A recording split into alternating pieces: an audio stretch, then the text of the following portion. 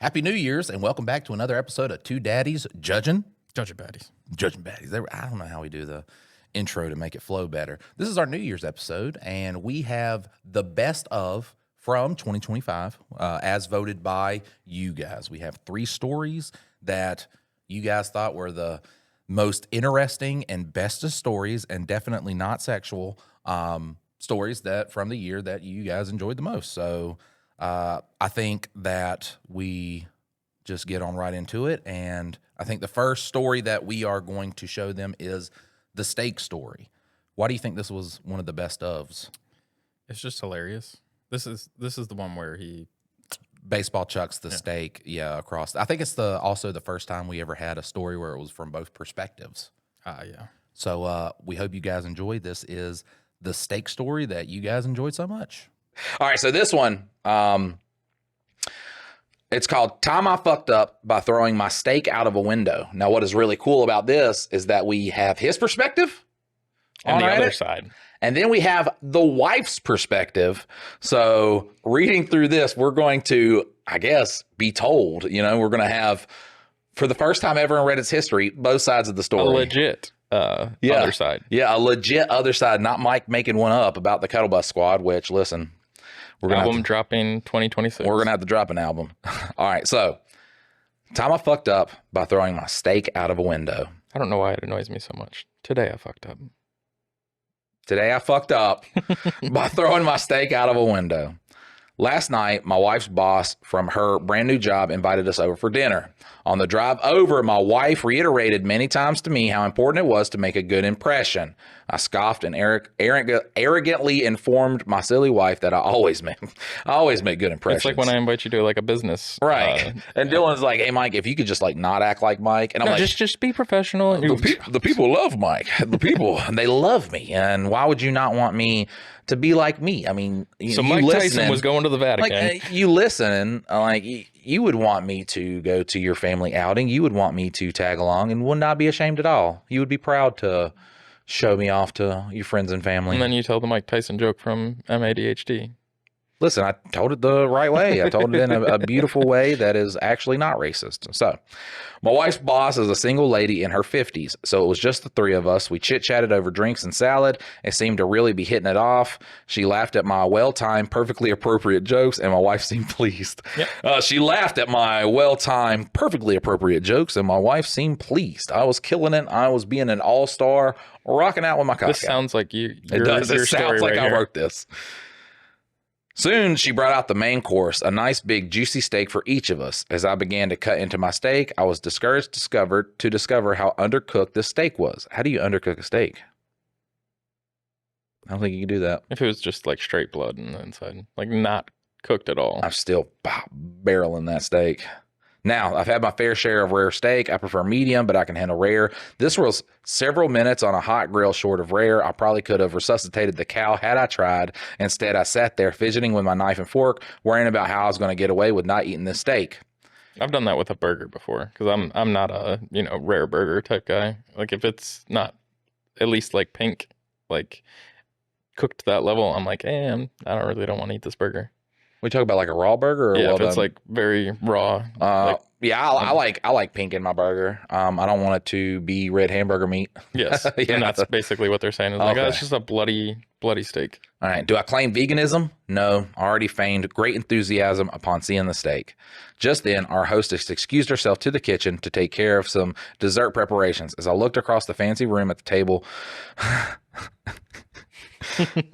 As I looked across the fancy dining room table at the open window of this 3rd-story apartment, a cartoon light bulb appeared over my head.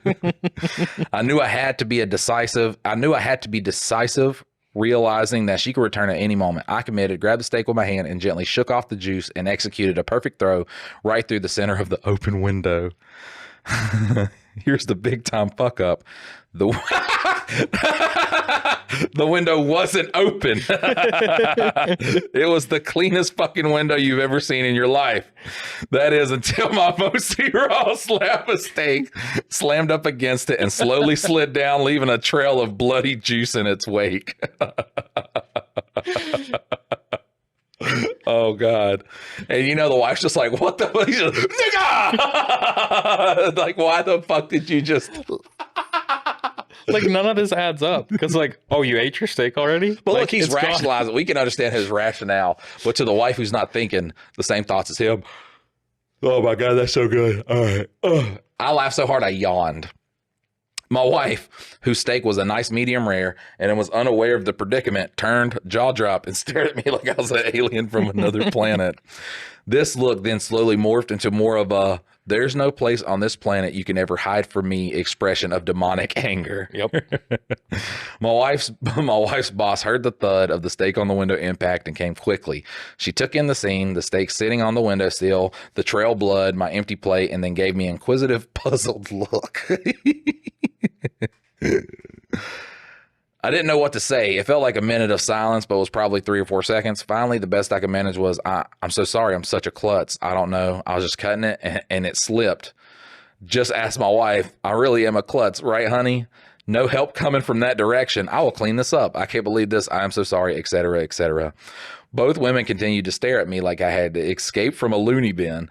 As I smeared the blood around the window with my cloth napkin, dusted off the steak, and continued to mutter my incoherent explanation, I knew no one was buying the story.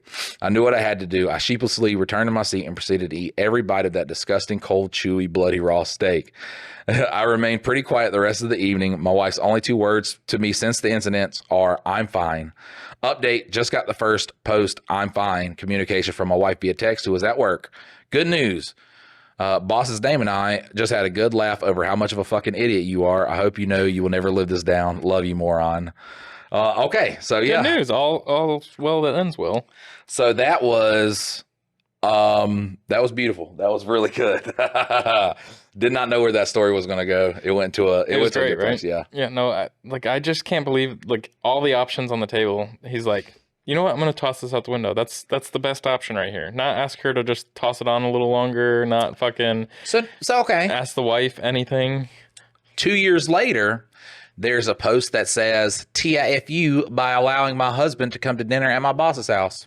So that's today I fucked up? Yep. Because it's 2 years later. So I think that means time I fucked up. Nope. Michael is right. It's No. my last name. Gotcha, bitch. No, it's always today I fucked up, but yeah. All right.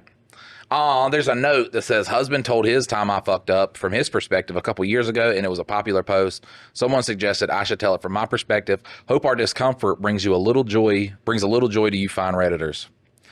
So I just gotten a brand new job that I was really excited about. I was delighted when my boss, who I'd been trying to establish a rapport with, invited me and my husband over to her home for dinner.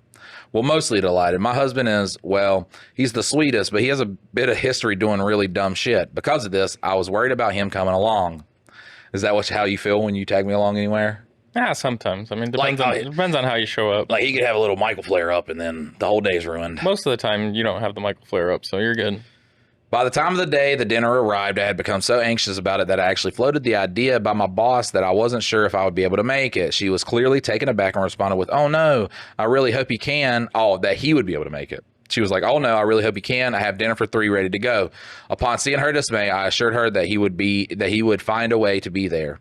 Well, we made it over to her apartment on time, and things actually started out really, really well. It was actually just the 3 of us, which surprised me somewhat, but made me a little less concerned about my husband, as crowds really tend to bring out his unpredictability. She's married to me. Oh my God. Have I ever thrown a steak out the window? Sounds so close to home.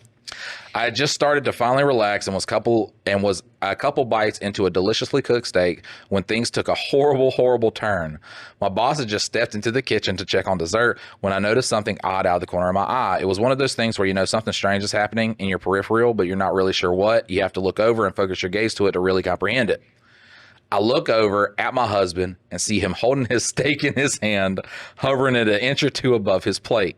Before I had a chance to fully comprehend what I was seeing and verbalize something that might have saved us all from this incoming horror, he threw his steak baseball style across the room. Well, and that's weird too. Like, why would you throw it that way? Straight into the dining room window. It hit the window, making a loud noise, and slowly slid down. That's the best part. But what if it would have broke the window? That would have been better, yeah. That would have been crazy. Blame it on like a bird or something at that point. Now, my husband does dumb shit. I already told you that. But he's not a crazy person. Usually when he does dumb shit, I at least understand what he's thinking. There's usually some semblance of rhyme or reason to the dumb shit. In this case, I was just dumbfounded. I couldn't believe my eyes. I couldn't wrap my head around what was going on. I stared at him with what must have been the most confused look and watched as he stared back at me. An expression of utter horror painted across his face. He's looking at her like my steak has become sentient and said it was going to kill everybody. So I thought throwing it out of the window over there and having it hit the ground would kill it. But now it just slid off the window, so it's able to enact its reign of terror upon civilization. I couldn't make any sense of what was happening, but also didn't have any time to try. I heard the footsteps of my boss come to see what the sound was. It suddenly sunk in that it didn't matter why he did what he did. He did it, and we were all about to come face to face with a very awkward situation. I could feel the anger flush through my face. For a brief moment, I contemplated trying to help my husband get out of this, but no. This was his dumb shit bed, and he could lie in it. Not like there was any possible recovery anyways. My boss walks in and sees the steak lying on the windowsill. There's the fucking longest, most awkward pause where we are all just sitting there frozen, staring at the steak. My boss and I start staring at my husband, forcing the ball into his court as the cringe just hangs in the air like an ocean fog. He finally manages to utter some incoherent garbage about being a klutz and even tries to get me to back him up. I leave his ass out to dry in the deafening silence. He makes a poor attempt at cleaning the window and retrieves his steak. Mercifully, my boss asks me a question about work, and we both dive eagerly into conversation. We all resume the rest of the evening pretending that he isn't there, a sort of unspoken agreement by all that this is the only appropriate way to move forward. As soon as we got to the car, my husband turned into a nervous chatterbox trying to explain himself. Turns out the dumbass didn't like the way his steak was cooked rare, and get this, he thought the window was open. My husband, ladies and gentlemen, tried to chuck his steak out of a 3-story window. He thought that was a reasonable solution to being served an undercooked steak. So a year later, my boss hosted a Christmas party for the company and at her newly built home. My best friend, Jenny, was my +1. All right, so there's an edit. It says, okay, guys, I probably overplayed the dumb shit angle. Yeah, he's known for acting without thinking things through, but this one moment does not represent the norm. From my perspective in this moment, he looked like a loony bin character gone mad, which is what makes the story so funny in retrospect. Go read his perspective and his actions. He looks a little bit less crazy. My husband is a fun-loving, kind husband and father who makes life very fun. So I guess she had to put that because everybody, you need to leave his dumb ass. He is a moron. Yeah, people are just... Yeah, get you a guy who would never do that would impregnate you and just fucking leave you as a single mom. So then you can hit up all these fucking Facebook marketplace sites being like, can I please get this for like $5 even though it's listed for $85 because my kid really wants a good Christmas present and I'm a single mother. Bitch, I will charge you extra. Like, it's so stupid that she had to post that edit because everybody was like, you need to leave it. Really? He does weird stuff like get you an adult. Find an adult. Bitch, I'm an adult. If shit goes down, I look for a higher ranking adult. Like, you could tell, like, Dylan's a higher ranking adult than me. If some shit were to go down, we would go over there to Dave, who is a higher ranking adult than us. Like, it's a chain of command of higher ranking adults. If we go over there and Dave's like, oh, fuck, I don't know. Then we all three together have to find another probably Sky, another higher ranking, or Travis, another higher ranking adult. Like, you go through a chain of command to find an adults. All right, everybody, like, people are grown, but not everybody is an adult. Well, I just love how, like,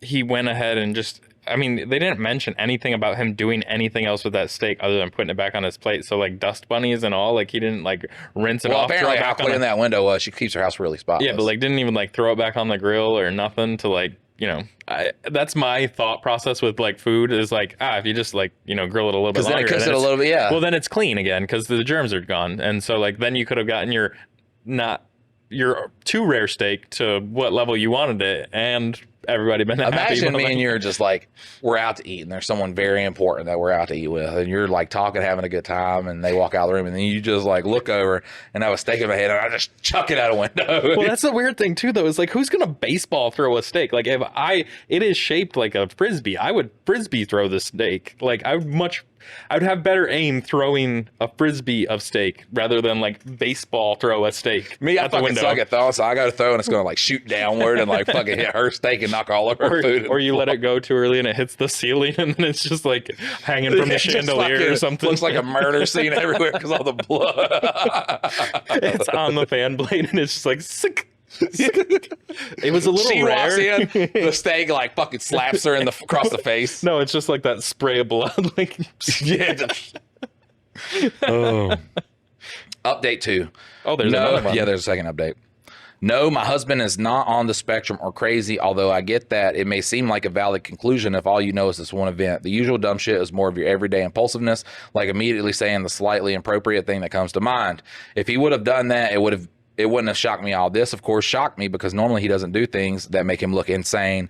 Not sure why some seem to be taking the he often does dumb shit to mean he does completely insane things when I feel like I was making the exact opposite point. Oh well, glad that most of you got some bit of enjoyment from our day and our story. Also, we have our faults. I joke about my husband not thinking things through. He jokes about my preoccupation with what others think of me, etc., etc. That is just people on Reddit not letting people live. It's just like, girl, well, he is probably gaslighting you if he's doing things like that. Like, bro, I hate when like psychiatrists and shit like that tell us these terms, like narcissist and shit. Like every girl will be like, yeah, he was a narcissist. And then you hear a psychiatrist talk about it. They're like, no, a narcissist is not going to let you post online that you were dating a narcissist. He will find you. He will come after you physically, financially, violently until you stop talking about him. That's what like a narcissist is. And I was like, fuck.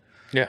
But she was saying like, you say these terms online and then a lot of people, I'm not just going to say women, but I'm going to point heavily in your direction, ladies, okay?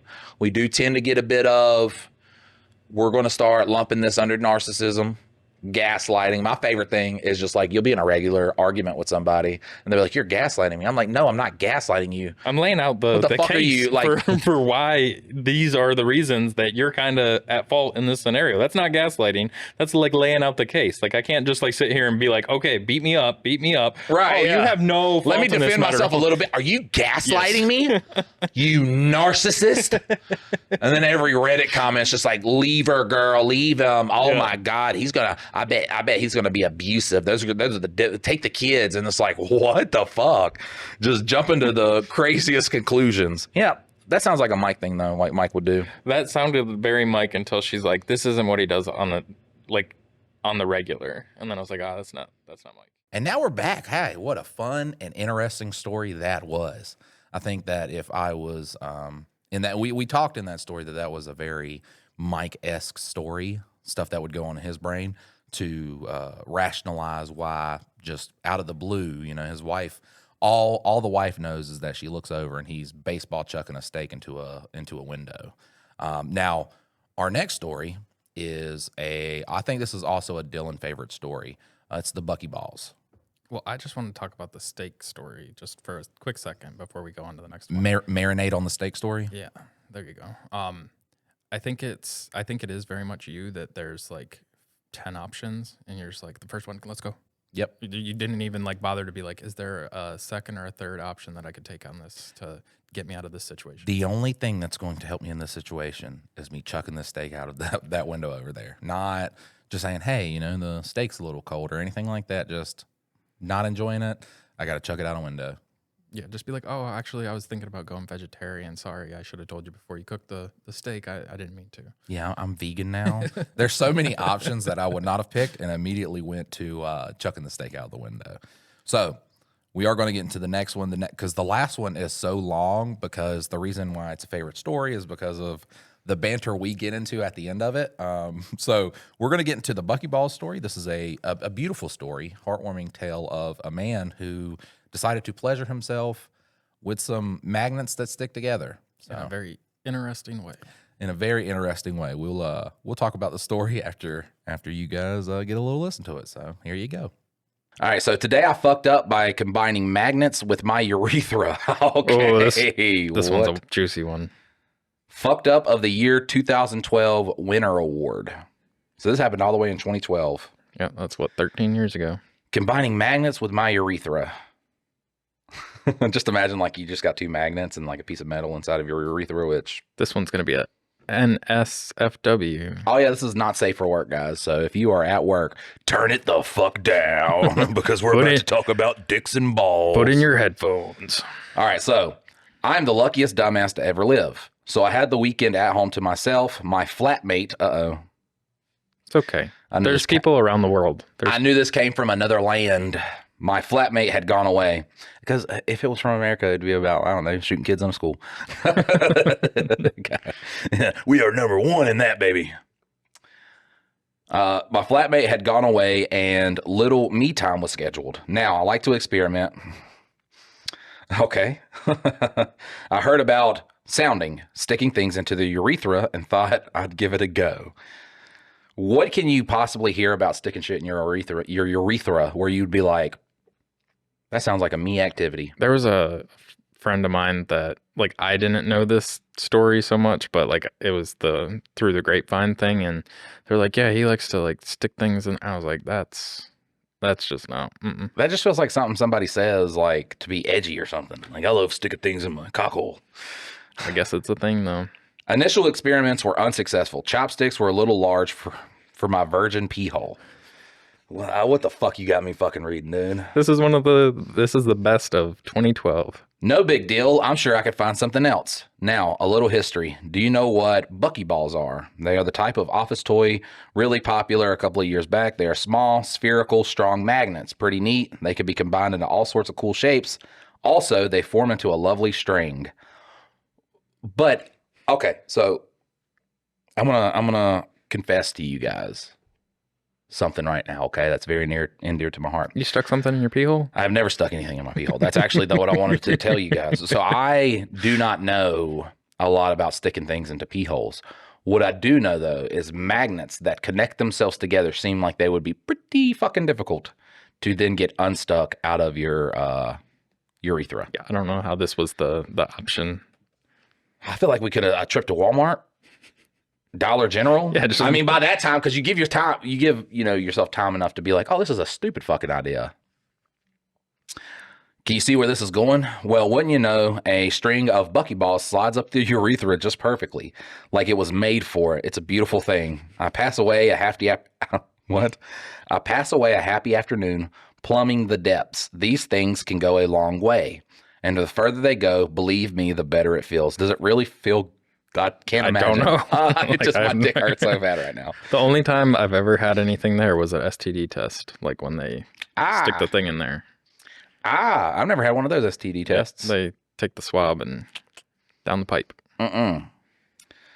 Readers who have owned Bucky balls, do you see my error? Do you see how this delicate chain of balls, so exquisitely suited to its purpose, holds my doom? So, evening rolls around. I decide on one last plunge. The cop is a day away from retirement. This space miner has discovered a nest of funny-looking eggs. This hitchhiker is rolling up the Bates Motel, and this is one last plunge. In they go, 10, 20, 30 beads. More? 40, 50. I don't care. I don't count. It feels so good. At this point, I must explain a little bit more about Bucky balls. I have to describe them as a chain.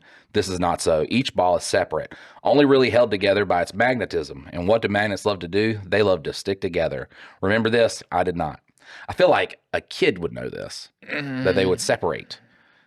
My last plunge, my final dive continues. Soon, better than half a meter of magnets is stuck inside of me. Good lass, I guess. I don't know if he's talking about sending it all the way up the urethra, but if you can fit half a meter in there, you got a dong, buddy. No, he went deeper than the dong. Oh, God, my belly hurts.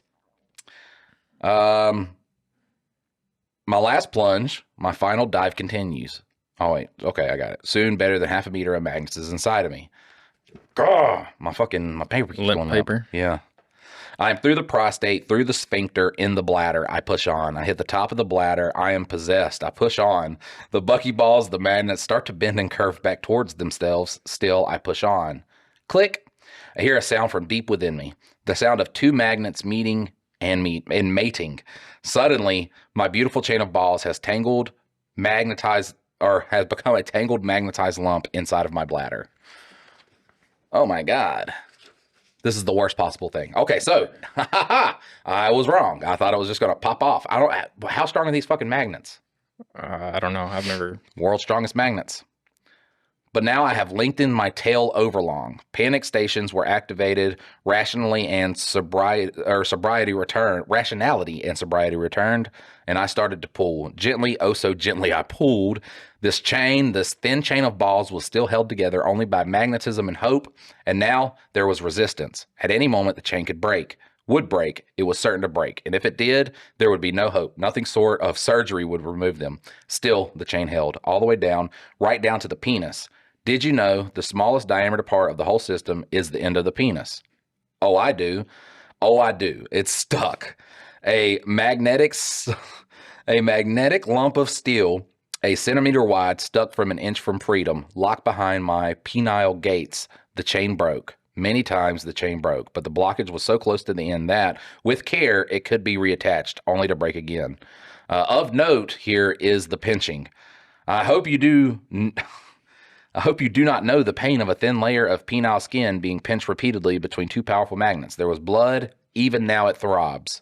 In the end, however, was in sight. Or what? The end, however, was in sight. The magnetic clump was out of the danger zone and the operation zone. It was my penis. I could control it. I could win. And with the help of a knife and a ballpoint pen, I did what? The fuck is happening? We got an update. We have an update. He got it out. I mean, that's good. You did well, Dylan. Dylan did well. Dylan got some stories, guys. We have two Daddies Judging Baddies is going to be eating good for a while. Also, if you have a subreddit that you enjoy, Yeah, we'd love to do it. Just fucking comment it down. Give the podcast a rate. You know what I'm saying? It all helps out. But tell us your favorite subreddit Or stories specifically. Yeah, God bless America. But to the update.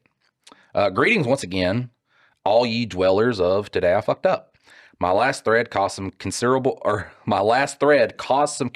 comments. Many of the comments were along the lines of, "Old man, you really ought to get it to a doctor to look at that area." This, combined with a certain odd sensation in my bladder, made me concerned enough to consider it. My main worry was that there were balls left inside of me. Without an x-ray, I would never truly know. So last Friday, I went. How do you explain that to a doctor? I think you just have to be honest. Well, that's the big thing with doctors is like, stop lying to them. Yeah. Like, just tell them the truth. I stuck these things up my dick hole and I don't know if I got them all out. Let's take a prediction right now. Okay. Do you think there's balls in there, or do you think it's just because he fucked his bladder through his penis? Yeah, I think the balls like being in there caused like an issue, but not that there's any left. Because otherwise, like, he would have felt them disconnect as they were coming out. I made an appointment to the gum clinic.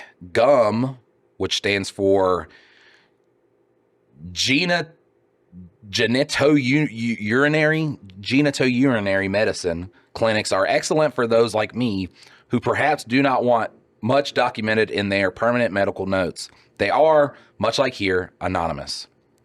I arrive, I fill in a form. Surprisingly enough, none of the questions were enormously relevant to my case, and I go back in to speak to the nurse. At this point, I was concerned that I would just freeze up and not be able to string together a remote, coherent sentence. Oddly enough, though, it turns out that, again, much like here,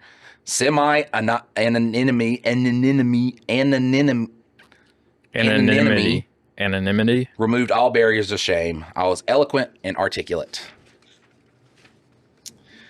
She was confused. She went and got the doctor. She was confused. This was new to her, but she was old as God and pretty hard-ass, so she also mocked me appropriately, evidently something above the pay grade of the nurse. I had it coming. I didn't mind. She examined me. It was extraordinarily non-sexual and slightly fumbling for ideas. Tried using the demonstration of the Bucky balls I had brought along to detect any magnetism from the outside. This worked exactly as well as you might expect. The next step was an x-ray of my gonads. Poor little fellas hadn't been through enough abuse, it seems, and a dose of gamma rays was their next challenge. Thing with x-rays is they don't normally do them for STDs. So I was sent up to the x-ray with a brown paper envelope with a letter inside, which I did not look at, but which presumably read, "This guy stuck some fucking magnets up his balls." I was taken aside, ushered past the queue of old creaky people, and set up. The poor lady couldn't say penis, which caused some trouble when I had to arrange myself for the scan. Oh, she couldn't say penis, which caused some trouble when I had to arrange myself for the scan. So it's just like Just move the putting thing his dick out in a of bottle. it. Yeah, just can you move your the thing to the side? your pee bob? We finally got things sorted. It's important to not have overlapping layers, you know. Anyways, the part y'all came for, the x-ray was negative. I have no Bucky balls inside of me. Thank all the deities. An operation would have been the only way to remove them if there were, or if there had been any stragglers. I hadn't realized how nervous I was until the good news was relayed to me by the old frowny, piss-takey doctor lady. I punched the air. I may have even vocalized some sort of, "Oh yeah." She was unmoved. She told me not to do it again. Listen to frowny old doctors, lady. P.S. Apologies. This update doesn't really have the pop of the previous entry, does it? Alas, with updates, is it ever thus? I don't like the wording on that. Dipping greedily back into the depravity, though, and coming up dry. What do you think of that one there, Mike? I don't get it. I mean, I remember, coming up through the beta version of the internet, and they had the Pain Olympics, and people would stick like screwdrivers and shit in their urethra. And I thought it was like, I never knew it was a pleasure thing. I always thought it was a pain thing. I didn't know there could be pleasure with, what the fuck? I want to know what Bucky balls are. I think they're just like those little round balls. Right. Where can you buy them at? I don't know. And you get the joke now. So the craziest thing that I ever saw, and I think it was on HBO or something. They used to do like all these weird like sex shows on there, and there was a guy that literally just like he'd wrap his penis around things and like pull it He and was like trying to get stretch his it. foreskin back. No, he was doing it to, and then he would take his it went from being a regular penis to like being very long and stretched, and then he would pick things like weights and stuff up with it, and I was like, I don't know about that. It was like just weird sex shit on HBO back in the day. This was not even the internet. This was just wild. I saw a thing on Netflix where a guy was trying to grow his foreskin back. He was so upset that his mom had cut it off. Apparently, sex is way more pleasurable with the foreskin. But you growing your foreskin back does not create those nerve endings again. So it's, but then like Probably just destroys more nerve endings. That's the crazy thing with the Today I Fucked Ups though, is I'd say a good 50% of them are penis related. Oh, okay. There's a lot of, I stopped picking the bests because, or like, I mean, a lot of them are in there, but when it was the same story again, because there was like a bunch of guys being like, I'm 19, didn't realize I had to wash my foreskin. And so like they'd have a bunch of like hard encased smeg on it, and then they had to do the clean in, and yeah. So they went like years and years without knowing it, and then... I know we have a lot of female listeners, and I'm about to fuck up y'all's day, because imagine you're about to go down on a man, okay? And you go down, you slide that thing back, and as you're going back, you get a big old lump of, oh, God, I don't... I'm sorry for bringing up that. Yeah, I don't... Are you? You said you were feeling a little lightheaded before the thing. Did you like anticipate that these were going to be the topics? I don't know what's going on, man. I was like standing up outside. I was just like, I guess because I was just like locked into one place. I started to feel like a little woozy. I was like, ugh. All right. Well, what a story that was. So, Dylan, what did you enjoy about the Bucky Ball story? Just him turning me on to game, like game recognized game, and so I was just How about spit water on the mic? No, it was I can't believe that he got them all back out. That's the craziest part of that story. I thought when his urethra was hurting, like when his bladder was hurting, that there were some balls in there, but it was just from, stretching it out by repeatedly banging his urethra with some magnets. You don't, like, we read these stories, we get these stories out, and we really don't know what's going to happen until we start getting into the story. You did have an idea of what happened in the story because you printed out the you printed out the Bucky Balls one, so you knew we were in for a good time. I did not. I think also a reason that one is a favorite is because of the dick cheese joke I make at the end of it, where I stop, and I think that was the first time I've ever apologized to the listener for an idea that's came to Mike's mind. I definitely need to apologize to him more. Apologize. So our last story is Gaycation. And yes, did you book our tickets for ours already? no, it's in Ibiza, right? Ibiza. Yeah. I took a pill in Ibiza one time to show Avicii I was cool. It's crazy that a year after that came out, he overdosed. That was sad, but maybe you shouldn't do drugs to show people that you're cool. Now, Gaycation is in and of itself a funny story, a story where, a husband and a brother-in-law both want to go on a vacation to Wait, are we giving them all those details before we let them listen to the regular? Yes, because we have to talk about what happens afterwards. Okay, it's a story about they go on a vacation so they could be gay, and it's just a normal experience. What happens on Gaycation stays on Gaycation. That's right. So they're not really gay for doing it, but it is then the the long tangent we get into about porn and gooners and all of that. That really. Do you have a mouse in your pocket? No, we. You are very much into you are adding, and you are very much a participant in the conversation. So, guys, without further ado, and this is the last story in our best of 2025, we would like to present to you Gaycation. Husband, 42 male, has informed me he intends to go on a gaycation with his brother-in-law. Oh, this is 35 male to Ibiza. How do I handle this? what is a gaycation like, dude? Is that what he's calling a bros quest? I guess. That's a funny thing to call it, though. Originally posted to our relationship advice. I'm going on a vacation with my bros. We're calling it a gaycation. That is kind of funny. Now, before we start, I'd like to address the serious concerns. There are some trigger warnings here. Oh God. Infidelity. Oh. Internalized homophobia. Oh, this is gay. Like they're gaycation. Accusations of homophobia. Are they fucking? I don't know what's going on. Internalized homophobia is a trigger.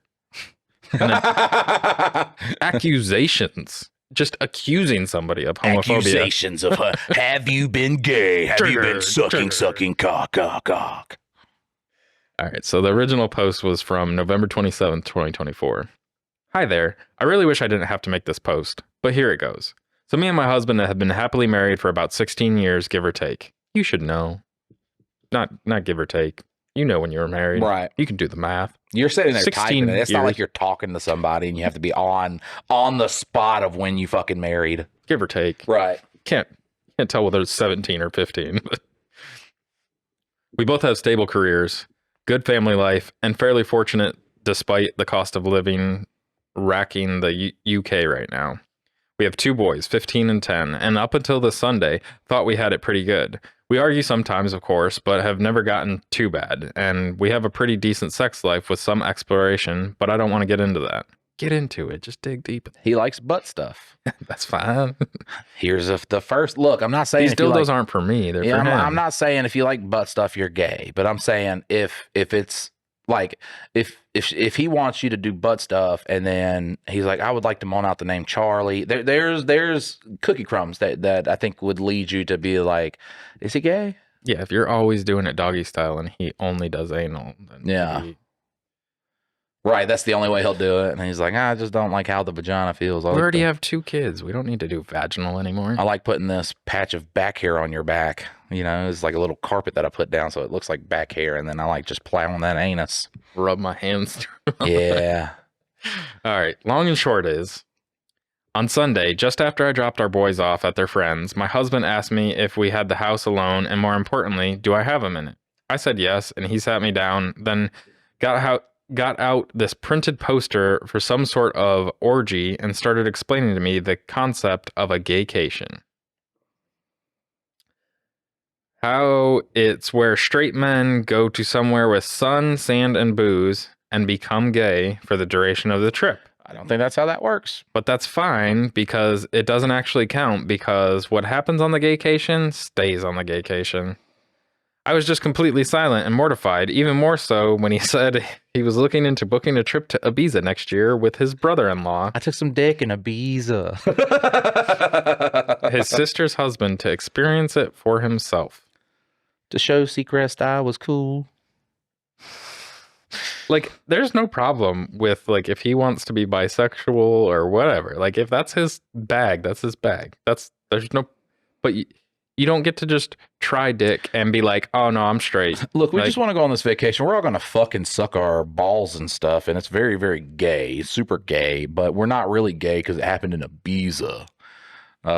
So well, I mean, that'd be like a girl hooking up with a girl. Like, you're not straight at that point. And like, if you enjoy it and you like fucking around with a girl, you're at least bi. my wife better not do that. Oh, I'd be so angry. I'd be so angry. I'd just sit there and stare out of my anger. Oh, God, don't. You better not do like some weird 69 position right now. Oh, they're doing it. Oh, Don't get on top of her face. oh no, don't sit on her face. Oh, God. I love when like I'm you tell a girl, I'm so mortified. right? When you tell a girl to sit on your face, and they're just like, I don't want to hurt you. "You're not gonna hurt me, girl. Fucking smother me, kill me. You're just in that ass, like I'm not locked in here with you. You're locked in here with me. You just fucking grab the thighs. Oh yeah, yeah. Fuck yeah, America. Oh well, this is about a gaycation. So this is Ibiza. this is a dude. Just imagine your girl. You fucking meet a girl one night, and you're like, oh, sit on my face, girl. And this is the first time y'all been together, and she sits on your face, and you just feel that on your chin, all the way down to your neck, just some balls. I never had that. But if it happens in Ibiza, yeah, it's not gay. not then. gay.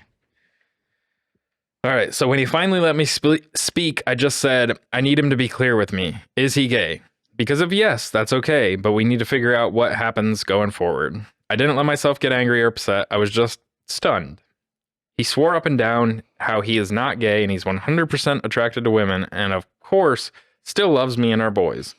So I said, well, do you think you're bi maybe? And he got very defensive, saying how I need to drop the accusations and that this is the beauty of the gaycation. It allows straight men to experience gayness without actually being gay, and how it's like going... He has convinced himself. How it's like going to the aquarium. Oh, imagine being in an aquarium. It's like, look at all these beautiful fish. Wow. Oh my God, that's a little whale. Bro, I will suck your dick right now, and it's not gay.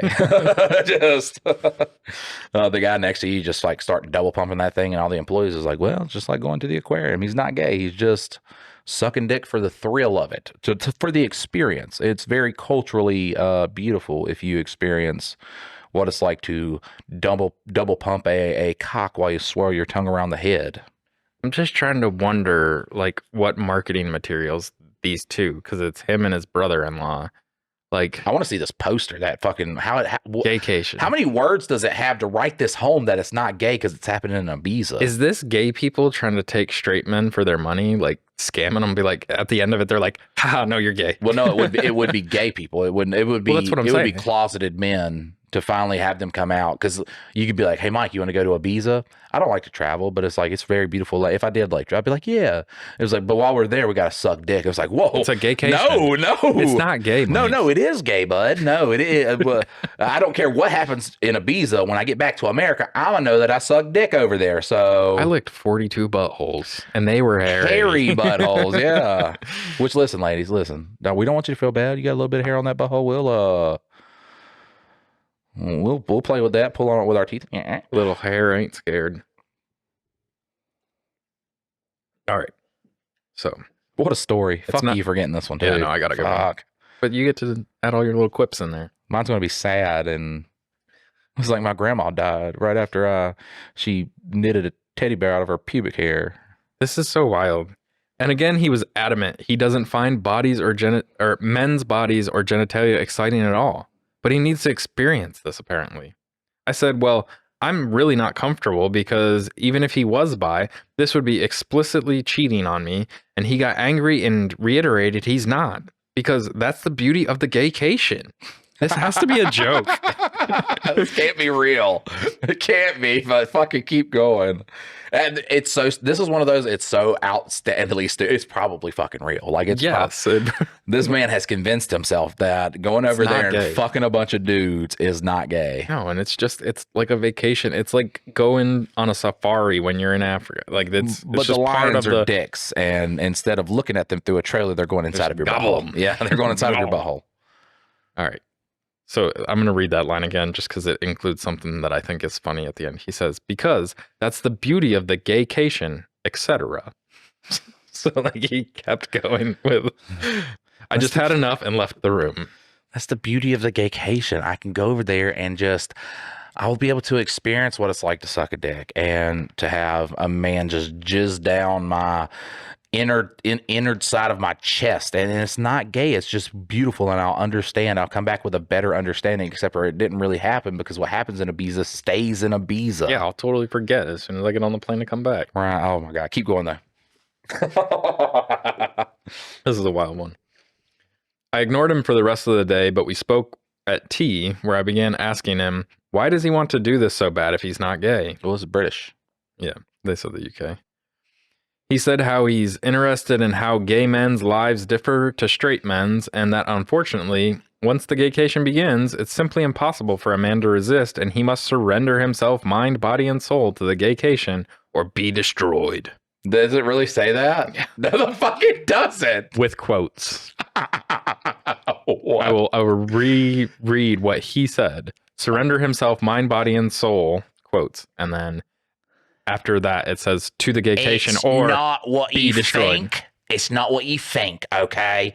When I go to Ibiza and I'm surrounded by all this Cocks and bills. floppy cocks, and I jack one with one hand while I have another slap my face. It's not gay. It's beautiful. It's an experience. It's an experience. And honestly, you are homophobic for not allowing it. I really can't put into words how surreal it was because he was speaking so matter-of-factly, and he again insists this is a thing that straight men do all the time and how he's actually doing it a bit late. That's some UK shit. What? It's like a coming of age. Well, yeah, my gaycation was in Florida, but When I was 15, it was with at a a bunch of- mansion at a dude named Sean Combs' house, and I didn't really get to say so in the gaycation. You know what I'm saying? It's the forced gaycations. And I was 15 and they were 42. Right, yeah.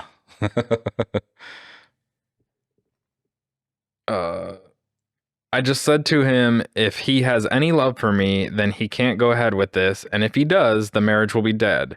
We didn't speak anymore after that.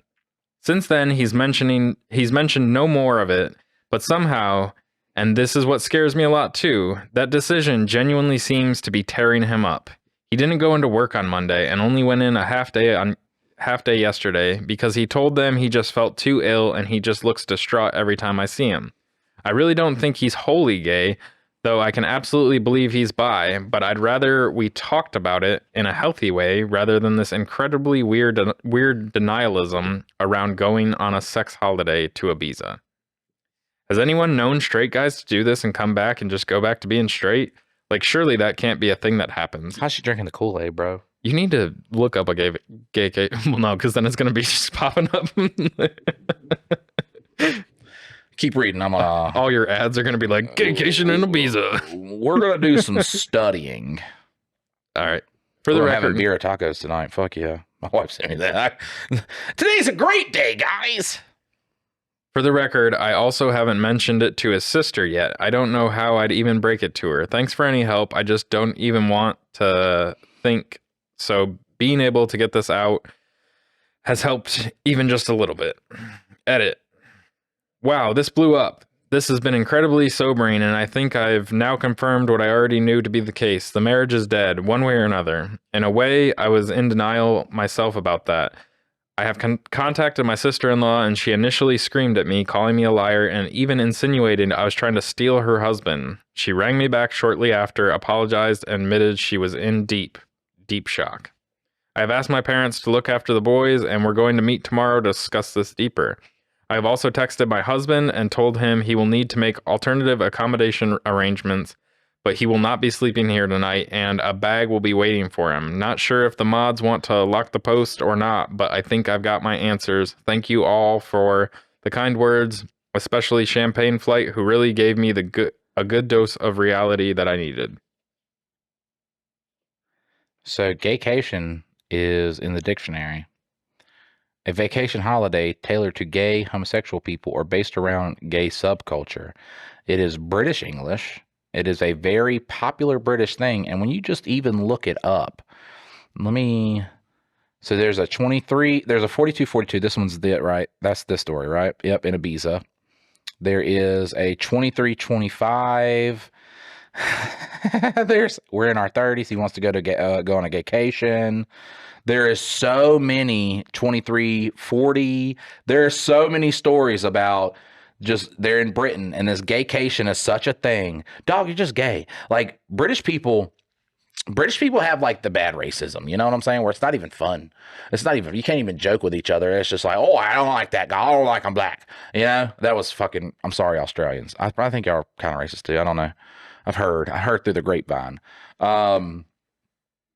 But just anything British, if they have a black guy in a commercial, it's like fucking breaking news. Like they shut down. They cannot fucking handle it. So I am 100% sure when it comes to homosexuality, they are just, it's nasty and it's gay and it's save for vacations, specific holidays. Okay. That's when you can go and suck your cock. Not every day. God, I hate British people so much, man. Look, and if you're British listening to this, and you know, Mike always, I talk about these different demographics, I'm always like, I love you. I don't fucking love you. I don't, okay? Your rap all sounds the fucking same. Oi, that's what it sounds like. It all sounds the fucking same, okay? And I don't know what that is because no other fucking culture has just like, it's the same song. We just changed the lyrics to it. Nobody fucking does that. I hate it. It's the same flow. They're gay, but they can't be gay. Like our gay people are proud of being gay, buddy. Welcome to a fucking America. We wear that shit on our chest. Gay people, they'll let you know they're gay. They'll be like, they'll look you dead in your face, but I love sucking dick. That's our gay people. All right, except for the ones that are kind of, you know, the ones that hate the gays, The homophobes. they still wear it on their chest. It's just in a different way, okay? They really want to suck dick, but their dad won't let them. You know what I'm saying? They hate the gays. Yeah, if you see somebody on a corner that's like, you'll burn in hell if you're gay. We know that's another gay guy, but they're expressing it in their own way because their dad said if they suck dick, then he would not love them anymore. So you still know they're gay, but our gays are fucking proud, dude. British, they're like, oh, you got to save it for vacation. Just shut the fuck up. Like, God, man, I don't like them. I don't like anything they represent, and none of that shit. Oh, fucking Americans are so fat with their fucking cheeseburgers. They never had my mom's Brumple Snump cut hair pie. Fucking over a jar of fucking unseasoned beets and some plain white rice with a fucking tea bag on top of it. Shut the fuck up. Fuck you. Fucking God. You know what? That's why y'all a bunch of bitches, man. And that's why y'all fucking have a royal family. Who does that? It's 2025. That's gay. Okay? Get the fuck out of my face. We digress and we continue. No, the fuck we don't. Fuck fucking British people.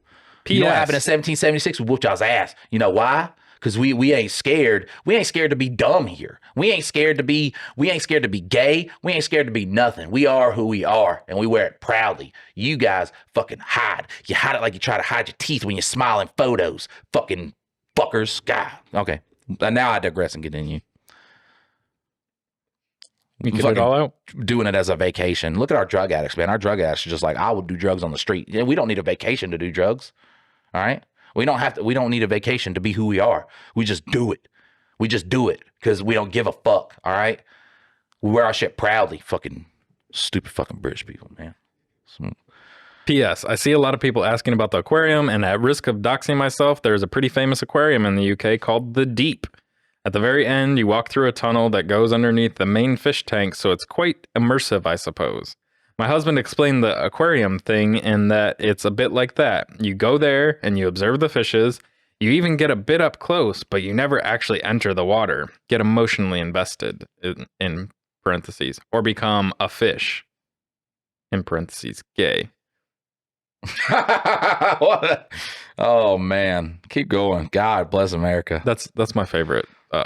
One of my favorite South Park episodes. Gay fish. Mm-hmm. We were just talking about that last night with the fish sticks because Amy's dad was talking about how he's ate fish sticks the past 2 nights. I was like, God damn, sounds like you love fish sticks. You a gay fish. You a gay fish. I bet you had fucking fish sticks in both hands. Like,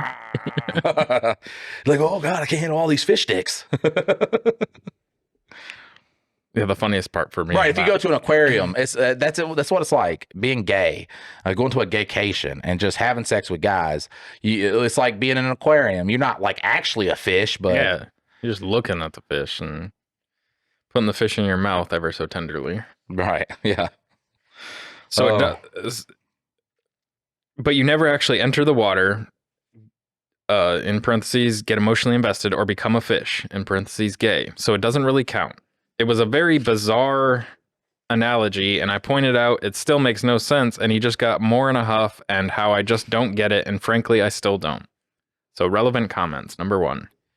Your husband isn't proposing a gaycation. He's proposing cheating on you with men while using magical thinking to pretend it doesn't count. The fact that he's planning this with his sister's husband makes it even more disturbing. His bizarre explanation about surrendering mind, body, and soul isn't straight man curiosity. It's someone desperately trying to justify exploring his sexuality while keeping his heterosexual marriage. His depression about not being able to go isn't about missing a vacation. It's about being forced to confront his sexuality without his convenient "what happens in Ibiza stays in Ibiza" excuse. His meltdown over not going shows how desperately he wants to avoid facing this reality. I think him and brother-in-law are already like... They're already experimenting. Yeah. And then this gaycation will kind of... Because they were practicing. You know what I'm saying? Like, if you're going to California, you're gonna surf, and you have an opportunity to practice a little bit. You don't look like an amateur out there. You know what I'm saying? Yeah. You want to look like you know what you're doing. You at least want to fondle the balls, you know? So... Do I have a gag reflex? Do I not? Right. Oh, dude. Maybe I should stay away from the big ones. Okay, so OP, I read over this multiple times, and I guess the worst part is I know you're completely right. Should consider the divorce. I wanted to avoid the divorce option, but I guess it's the only option, isn't it? So commenter 2. So this is just a thought, but I'm wondering if he was really planning on doing the gaycation or if it was just a cover to try to get you to agree to it. What if the real plan was to get with women while he's down there? That's not... No. No guy's going to cover up Hey, going to... Hey, babe, we're going golfing. We're going golfing in Ibiza. They got incredible golf courses. That's the way you cover it. That's it. It's not, hey, fuck. I don't know, because like, I'm going down there to suck some dick. We have a bigger issue. You know what I'm saying? Like, no, I'm not saying being gay is an issue. Usually Dylan will cut me off at these times. I'm saying that I'm now married to a gay person.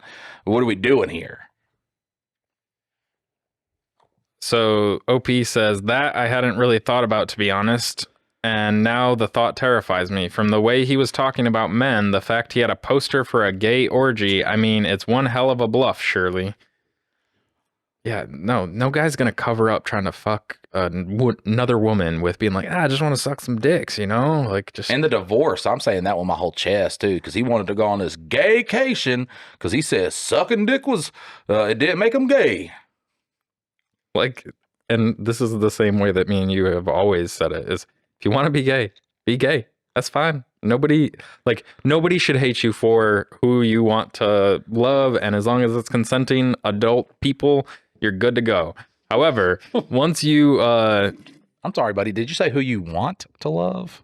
Oh, man. I'm such an asshole. Yep. You need to learn. Do you have a book for me to read? Well, I got a good one. And you're going to learn, and you are going to...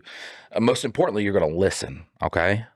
And you're going to listen while you learn. That was a microaggression. I'm sorry. I'm very microaggressed and triggered right now. So, all right. So commenter 3, tell him you are going to have a straightcation while he's gone, and you are going to surrender mind, body, and soul to other men. Honest to God, if my husband proposed this to me, I'd use his time away to pack up, move out, and have divorce papers waiting on him. Yeah, like, I mean, honestly, it's almost a situation. Just send him on his fucking way, and then wrap up shop. When he gets back, there ain't no fucking house to come back to. Imagine donning like a Hawaiian shirt, and he like goes down to this place, and it's He's just like, "You're really okay with it?" All right, so update. Let's see when the original post was. What a story! It was November 27th. This update comes the day later. I wish I had this story. It's retrieved by Undid It. All right, we have the stories together. We're a team, Such a Mike. good one. You don't have to worry about reading it and being like, "Oh, fucking, fucked it up." I can't say gaycation. All these typos in here. So when I last posted, I'd contacted my husband to tell him he wouldn't be staying at home tonight and a bag would be waiting for him. As you can imagine, we argued quite badly. I won't go into specific details, but no, I'm 100% on board with the fact at a minimum he's bi. Might even be gay altogether. We've had arguments in the past, but I've genuinely never seen him have such a childish tantrum before, screaming about how I just don't understand the gaycation. Absolutely despise the phrase now, she says. And insinuating I'm actually homophobic because I refuse to allow him to participate in this cultural exchange with the gay community. A cultural exchange of semen back and forth. I'll give you some of my semen if you give me some of yours. Right, yes. And this way we learn each other better. I will no longer microaggress. Dog, at this point, I'm just like, read a book, dude. Like that fucking Jesus Christ. Who goes through all this to cover up the fact that they're gay, though? Like, I mean, at this point, you know she's like in She on might the be onto joke. me. Yeah. Yeah, so just let it go and just be Maybe like, he's trying to convince himself. That's one thing, man. When you regress, like when you just fucking suppress who you are, it comes out in just the goofy. Either it's hatred or it's just like I'm not really gay, and then finally you have sex with a guy, and then you kill that guy because you don't want him to, because you're not gay. You know, you just sucked his dick, and Yeah. you had butthole sex for many, many months, but it's not gay, and he's going to tell people you're gay, and he's lying, so you got to murder him. That's how it always. All those stories end up, and I'm just like, dude, just honestly, I'd like to think there's a point where they're sitting in prison. I was like, what if I just told everybody I was gay, and then I could do that all the time? mm-mm. Not allowed because you're not gay. You just like a dick in your butt every once in a while. A lot of you said to ask him if it'd be acceptable if the roles were in reverse, and I did. I don't think there's talking logic to this guy though. If the roles were reversed and he was a straight man, he'd be like, "Can I go on the gaycation No, with roles you?" are reversed, and she's going to go have sex. With a bunch of women and be like, "Can I go on this gaycation with you? I swear, I'll just hang Can out I in at the room." least send a videographer? Okay, I'll get a woman, and she's just there to record. Look, you can go. All right. It's just I need somebody there to document. I need video evidence that you are not falling in love with these women. No, not even fun. No, with that, this, you know what I'm saying? Like, if you find a couple that can live, you know what I'm saying? I ain't got to do nothing. This is where Daddy's happy to sit in the corner. All right, I'll get a chair. I will fucking find me a nice little cushy lazy boy to sit in. All I need is documented proof that you was there and doing that. Because listen, yeah, I don't know. There could be some guys there. I just want to make sure that you are safe. All right, yeah, and I'm going to send the bodyguard that will be filming the whole time. And I did say, would it be acceptable if I went and slept with other guys during that week? Like fucking clockwork, he was very angry and offended, saying it's completely different because a gaycation means nothing, and what happens on gaycation stays on gaycation, so it doesn't actually count. Whereas I'd just be straight up cheating. Once again, like, just put out the example of like a bunch of vaginas around, and then if he isn't straight, then he'll be like, ew. My brother tried to do that with his wife, where he did it with his previous girlfriend, where he was like, yeah, we should be able to get another girlfriend, and then, which would just be his. And I was like, that situation doesn't make sense. Like, cause that just means you just want two girlfriends. Like, you're not like the polyamorous type, whatever. They're weird looking people. They could definitely, you know, fit in with the polyamorous crew. But like, if it was me and my wife was like, I want a girlfriend, I would be like, yeah. Cause even if she was like, you can't have a girlfriend, I mean, that's fine. Like, I don't want a boyfriend. I'm not attracted to dudes. You know what I'm saying? Like, I don't need, but I'm attracted to my wife sleeping with a woman. Like, I'm down with that. I'm like, that's like, you know what I'm saying? But I can't stand when the dudes are like, yeah, I feel like I'm polyamorous and I want to get a girlfriend, but you can't get nothing. Or you could get a girlfriend also when she's not attracted to girls, you know? Yeah. Which my wife was with a woman for 9 years. So how that's never came into play is just beyond. I know I don't sling it down good enough to change. Oh no, you like, changed it. No, yeah. That's not what happens. That's not how it works. I looked it up. There's in no way, shape, or form did I change anything. Did I supply the wiener so good that she was like, nope, no more women for me. Yeah, so you did. Well, I turned it around on him. No, but you see what happens in Manchester stays in Manchester. It doesn't mean anything. It doesn't count. It's like bird watching. And I think it got through to him. ? He went all quiet and then started crying, admitting the thought of me sleeping with another man is destroying his heart, but relationships need sacrifices. So agreed, while in tears, that when he goes on the gaycation, I'll get 1 week in Manchester to do whatever I want. He doesn't want me to, but that's fair in a twisted way, he supposed. I told him to get out of my house. Thankfully, he left without a fight. So home dude was okay with just like, yeah, just go. Go get gangbanged, baby. Like I can't. It hurts me, but Are the guys touching each other in this gangbang? Like, are the swords crossing? Like what's going on? this is the craziest story we've ever read. By far. I'm sorry you did not get this one. I know it's incredibly petty, but I also drained the joint bank account, legal in the UK, so he couldn't try to use it against me. About an hour later, I got rang up by his mom, my mother-in-law, who just screamed and screamed at me about being a cheating whore, how I was horrible, what about the kids, etc. When I finally got my composure back, I just said, ask your son about the gaycation. Obviously, at first she got angry, but I said, no, just ask him about the gaycation. He'll explain, but she called me a fucking joke and hung up.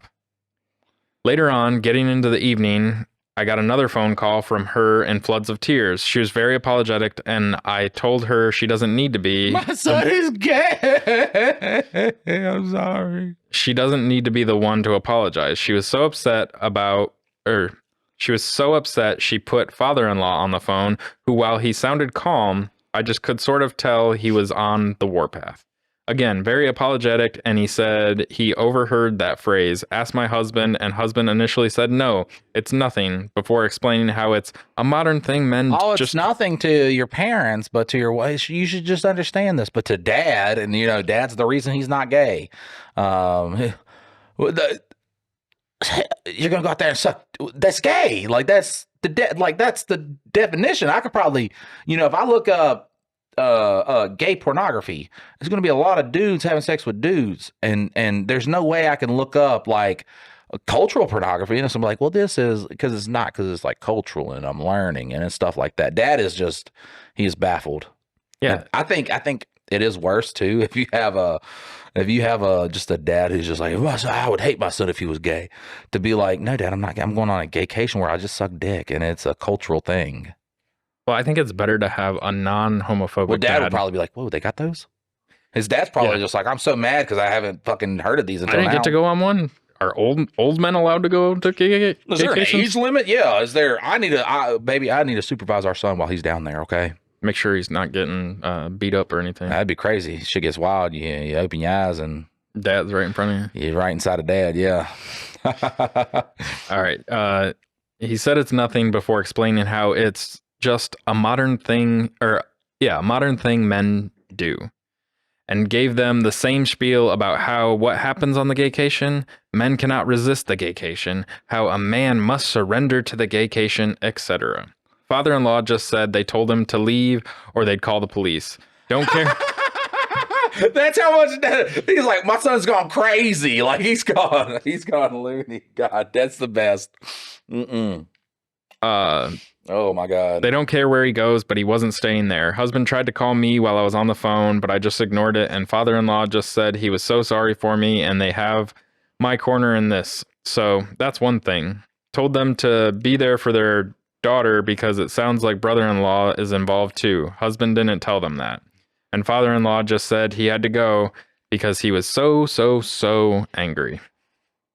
Imagine that though. Like, so your dad, your son is like weirdly closeted, has a full family, and then wants to pull this shit.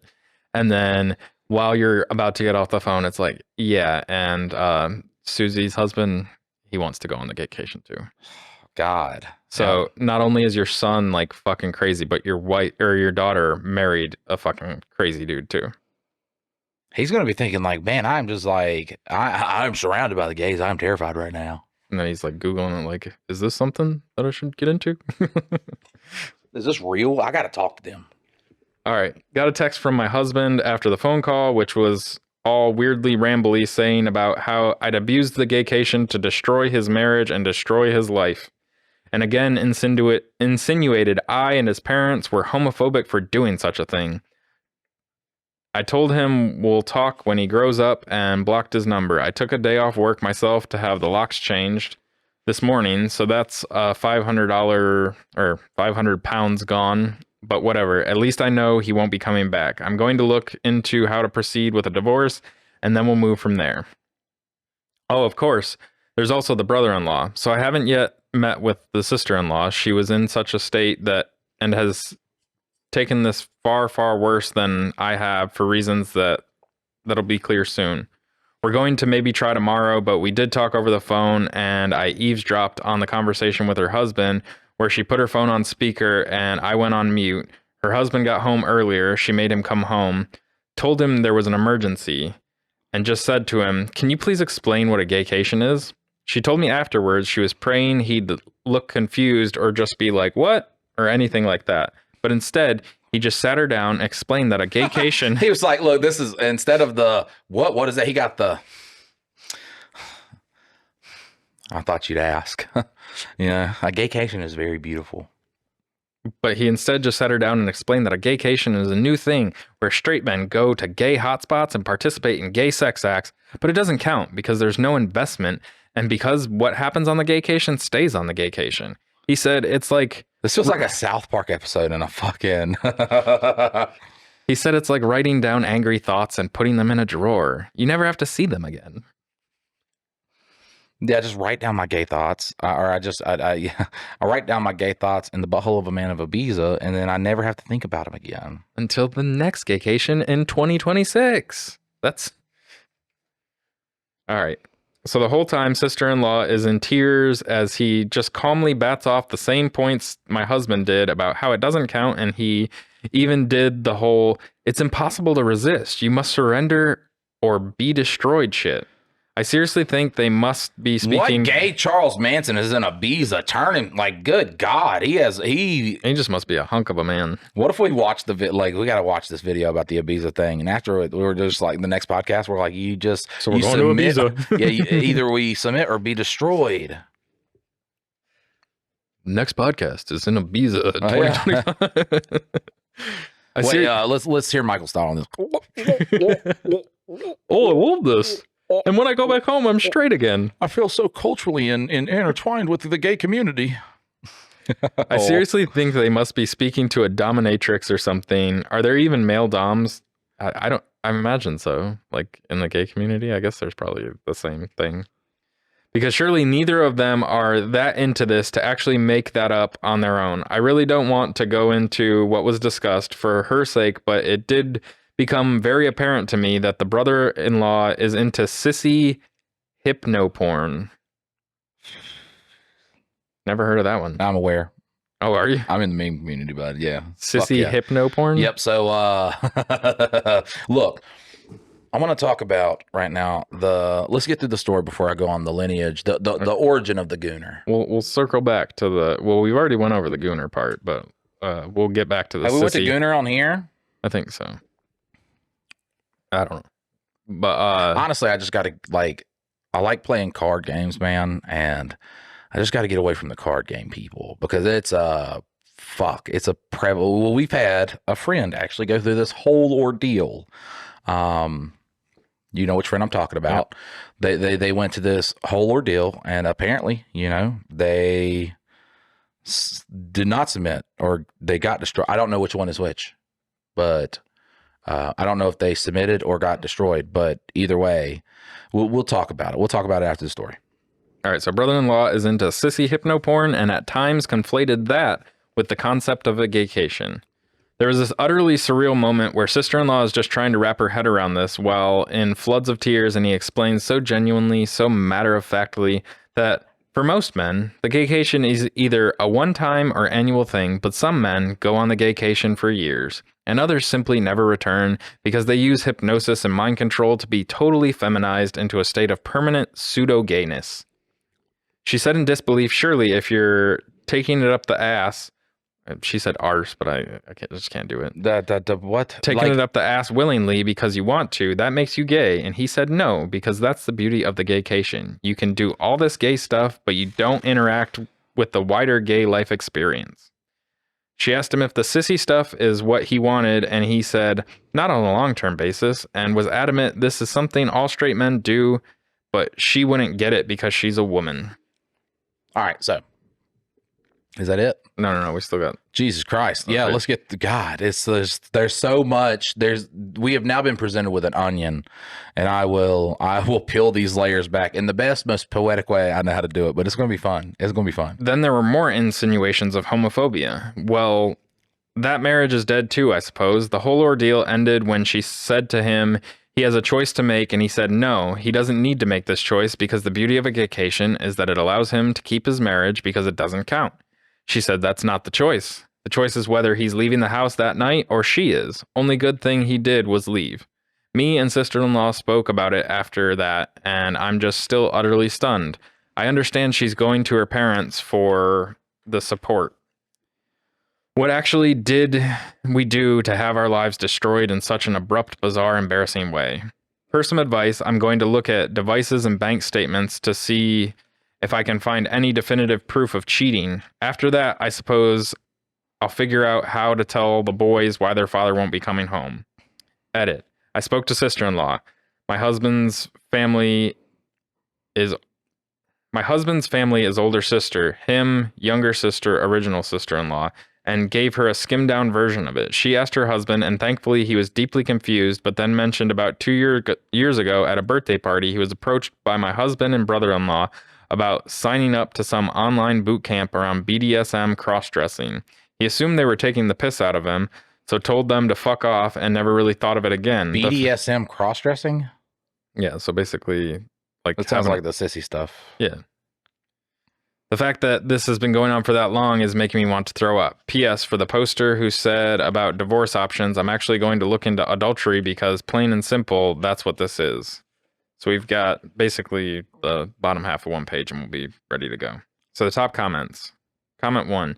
Your husband and brother-in-law are deep in a shared delusion that's destroyed two families. Their identical talking points about surrender and destruction prove this was coordinated. They're not just planning to cheat, they're already involved in some online community that's warped their thinking. The fact that they both instantly launched into the same script about gaycations shows this isn't spontaneous. You made the right call draining the account and changing the locks. Their attempts to flip this into accusations of homophobia show how desperately they're trying to avoid responsibility. The identical language, the bizarre aquarium and birdwatching analogies, the talk of surrender or be destroyed, they're in some online echo chamber that's completely divorced them from reality. When your husband agreed to let you have a Manchester week while crying, he revealed the whole lie. He knows exactly what this is. Cheating. He just wants permission to do it while denying you the same. The talk about hypnosis and permanent feminization reveals just how far this goes. Get a lawyer, protect your assets, and document everything. This will get worse before it gets better. Focus on protecting yourself and your children because they're far too gone in their shared fantasy to see the destruction they're causing. What a pathetic hill for two men to die on. They destroyed their marriages, traumatized their families, and alienated their parents, all while insisting none of it counts because they made up special rules about it. They want to cheat without consequences, and they found an online community that validates this fantasy. So sissy hypno porn, eh? All right. So, yeah, okay. Look, all right. So, we're going to talk about kinks, and we're going to talk about, I don't want to necessarily say mental illness, but it is like a lack of being able to like explore yourself and what the detriment that it causes. I'm going to use the kind of card game community for this, and we're going to go to the psychology of a lot of this. Now, you know how people have like morbid curiosity? I have, bro. I know.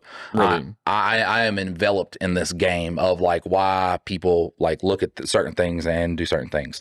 And it all started probably, I want to say around like 2018. So 2018, there was a alarming trend that I was noticing. There's like, you know, Dylan will tell you how many card shops we have in the area. A lot. A bunch. And no matter what card shop I went to, it was like all of these kind of same people were saying, you know, it's kinks and stuff like that. It was kind of like, you know, people were furries and people were, but it wasn't furries. It was a very sexualized. It wasn't like, you know, you like to dress up like an animal or anything like that. It was very sexually based, kind of like a pseudo bestiality thing. There were guys that were attracted to like hentai pornography, which is the anime pornography, and some took it a step further. It started when a guy was he was talking about a guy, and then he was like, yeah, but that guy likes lolly stuff. And I'm like, what the fuck is lolly pornography. So that is hentai, but the person or whatever is shaped like a child, but apparently it's a very fantastically old deity. Okay, that's not actually a child, even though it's body of a child. And I was like, that's child pornography. And he's like, no, it's not. And I was like, you are a predator. Absolutely, without a shadow of a doubt, you are a predator. So I'm at work and I'm talking to another guy at work. I'm not going to name any names. This time. Right, this time. But he's like, he's high up in the company with me, and he is a furry. And he is like, we're talking about it, and he's like, yeah, that's so far and all this stuff. And then he just like starts like rattling off all this stuff that he does. And he is like, this furry. And I had known, like, I had heard stories, and I didn't believe the stories because people tell stories, and you know what I'm saying? I'm not going to be like, yes, that's exactly. But he was very open about it. And like, he enjoyed people like sleeping with his wife and stuff like that and all of this stuff. And I'm like, where does this come from? You know what I'm saying? Like, where does this like evolve from? So when you have, because they would bring up stuff like that too. It was like, well, at least it ain't like, sissy stuff. And I'm like, what the fuck is that? And they're like, it's like this, like, I thought at first, because someone had showed me a GIF of it, and it was like a flashing hypnosis thing. I was like, "What are you doing? Hypnotizing yourself to women? Do you? Are you not?" It literally is a bunch of kids like in these communities. How adults got wrapped up into this is wild, but I can tell you why they got wrapped up into it. But it's a bunch of kids that just have no idea. They will probably watch a lot of pornography, and that's where they develop their thinking of how like sexual relations are. So they think of a woman purely as the sexual object with no emotions and stuff like that. So when you start to objectify a woman like this, you start to think of, that's where a guy's like, oh, my penis isn't big enough, or all this stuff. And you have young males like developing insecurities, and they have never been with a woman to know if a woman is satisfied from what they can even bring to the table. Maybe their penis is not big enough, maybe they don't do something well enough, and it's kind of like the going without creates this fantasy from what they see from porn that develops this kind of alternate reality for them. So with the lolly thing, and this is just my assumption. This is not based in psychology. So I believe that the lolly thing started off of someone was, attracted to hentai pornography. And then because they are probably an overweight guy, a very unkept guy, they watch a lot of anime, they stay to themselves, probably don't have a big group of friends, not a good social circle. Or if they do have a social circle, it's a social circle that believes the same things that they do. So once you start developing that insecurity, you no longer believe even the cartoon women that you are watching naked, you believe that they are not good enough for you. So then it's like this childlike fantastical thing. I don't fucking know. I just want to state this, if you watch even drawings of its child, you are a child predator. Yes. And I pray to God you've never acted on it. Please seek help. Now, the sissy kind of, I don't want to say like cuckold is with this, but, and I'm telling y'all, man, this is like my fucking, I don't want to say I love this shit. I love this shit. Like just like trying to understand like how it springs into this. So with the kind of like sissy cuckold thing, that is developed either off of you are a gay individual, or you are so just enswelled in insecurity, like you're so enveloped into your insecurities that women don't find you attractive anymore. It's almost the desensitization that pornography has caused with people. If you have an overwhelming amount of something, when does it become enough? And you always want more, and you're always seeking a different high when it comes to like porn and masturbation. Now that is based in scientific study. If you start watching pornography, you want your pornography to then get weirder and weirder and weirder. You know what I'm saying? The more exciting it is, taboo. And it becomes a point where the most exciting thing that you've watched is not exciting enough to get that dopamine hit and the high again. You have to then go further down the chain, and so it kind of just keeps eating itself till you're, I guess, here. And I mean, you can even throw like the fetishization of black guys in this. The old BBC thing. Yeah. There's just dudes out there who I don't know if you grew up in a racist household or whatever, but that is just like so taboo to them that when they start the whole like pornography thing, you get that. If you go to a porn site, it's going to be on the front page. If you see that and you're like, oh God, that disgusts whatever, that taboo for them, I guess, creates a better orgasm. So when you go the sissy route, I guess that is from what I gathered from it, because then it does lead into this whole gooner epidemic. A lot of times this stuff was not like the meme, you know what I'm saying? Like it was like a subculture of people who joked around about it. Like we joked around about it on Reddit and shit like that, but it wasn't like people are doing this in mass. And now it's like a in mass type thing. We got a real big problem with a bunch of young men that are growing up right now, and that's a whole other. I can't solve that. I'm so sorry, but I can kind of see where it has went and explain how that's gone. So you have guys, and there's a community of men who want to be gay but can't, so they have to suppress those feelings. And then there's a group of guys who are heterosexual. They are unable to have sex with a woman. So I guess it's, like I said, it is the absence of getting what you want sexually that then devolves into I believe, to each their own, that you can have a healthy kink in this. Like you can enjoy watching your wife have sex with guys. I cannot. I would cry, then die on the inside. So, well, after murdering, after rage and not being able to handle my emotions. Now with the woman, I don't know about that. You know what I'm saying? I would like to be in the loop about that. Like it's just the whole, lying and stuff like that. Deceiving. I think it's the emotional connection. Like that's like, at least for me, like the idea of it, the concept, fucking beautiful, wonderful. But the second that it's watching another guy, no, this is my get back for the like my wife and another woman. Like it just personally for me, that's awesome. Like, but the second that it becomes like an emotional relationship where now she not only loves me, but then has this other person in her life that she loves in a similar way, then it becomes way more complicated. And that's where like things like that, I'm not cool with the concept of it, because I don't want to have that with another woman other than my wife. Right. And I don't want her to have that with anybody, whether male or female, with anybody else outside of our relationship. So the sissy thing did play a lot into like the cuckold thing. The sissy thing was like a hypnotization. It was like kind of, it's so hard to like pinpoint what it actually is, because it's almost two spectrums. There's a spectrum where it's like this hypno women dom kind of, you're not good enough for me, so I'm going to take these big penises all over the place. And then it's another one that's just like, you will submit to penis. So in that sense, I do think there is like two derivative factors. Like I could talk about, some kind of sissy pornography, and someone's going to be like, this is the greatest podcast ever. Someone's going to talk and be like, that's not what it is. And I think there is like two derivatives of it, because there's two derivatives that I've seen of it where I'm like, these don't correlate together. And I do think that one kind of promotes the unhealthy cuckold. I read this fucking article, and I can't tell you if it's, I'm not a psychologist. I can't tell you fucking why people think like this, how they think like this.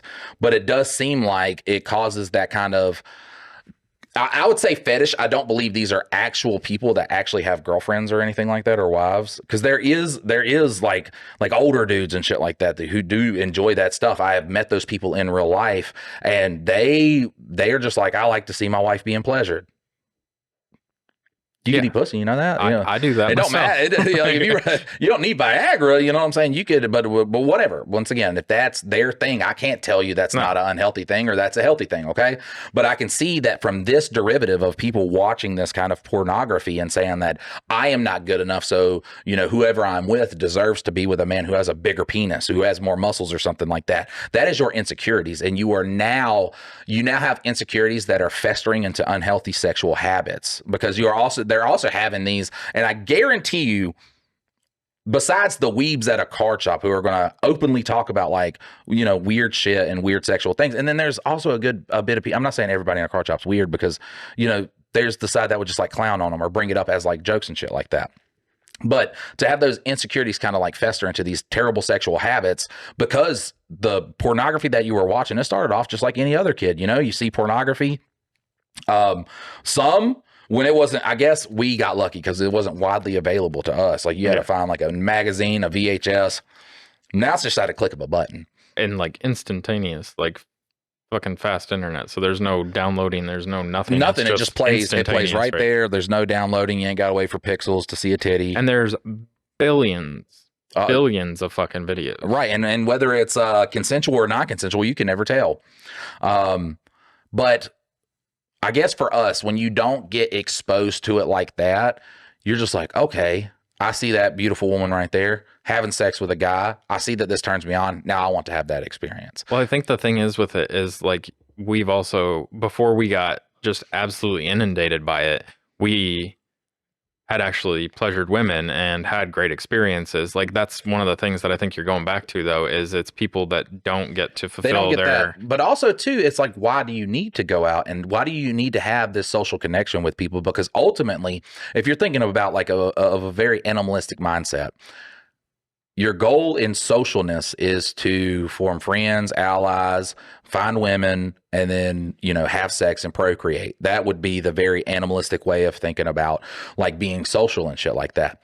Well, when you're masturbating and you're ejaculating, your brain is getting that reward from saying, hey, like I am, oh, bro, I've looked into people with like porn addict because I'm like, how do you get... It literally makes your brain think that you are the successful person doing the thing. What's funny though is I stopped watching like once I got into the like this and like reading about it and stuff like that, and I started looking at porn like why do people watch this instead of you know, because I was younger, it was probably about like 20 when it became super widely available. I was like, oh, that's cool, that's hot, you know what I'm saying? And then after, you know, just being Mike too, and also I enjoy having, you know, real sex.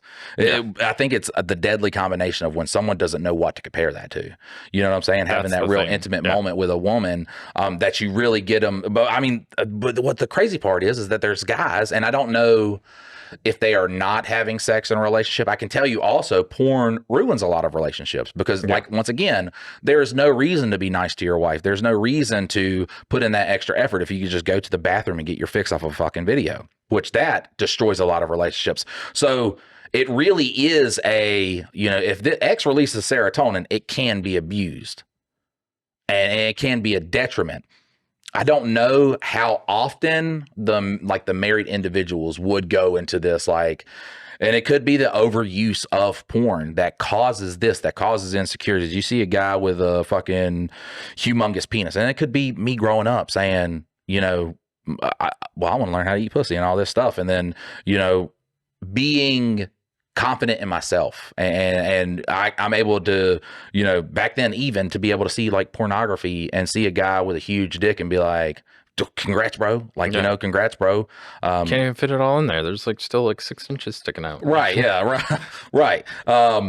But I think it is that like when you withhold all of that, that's where it starts to go into this unhealthy, nasty root. And honestly, too, and this is the big thing that people don't talk about because, you know, you should not kink shame somebody. What they like to do in their bedroom is what they like to do. With consenting adults. With consenting adults. It is very deeply rooted in mental health, though, also. Because once you say, hey, just because somebody does this, it is okay.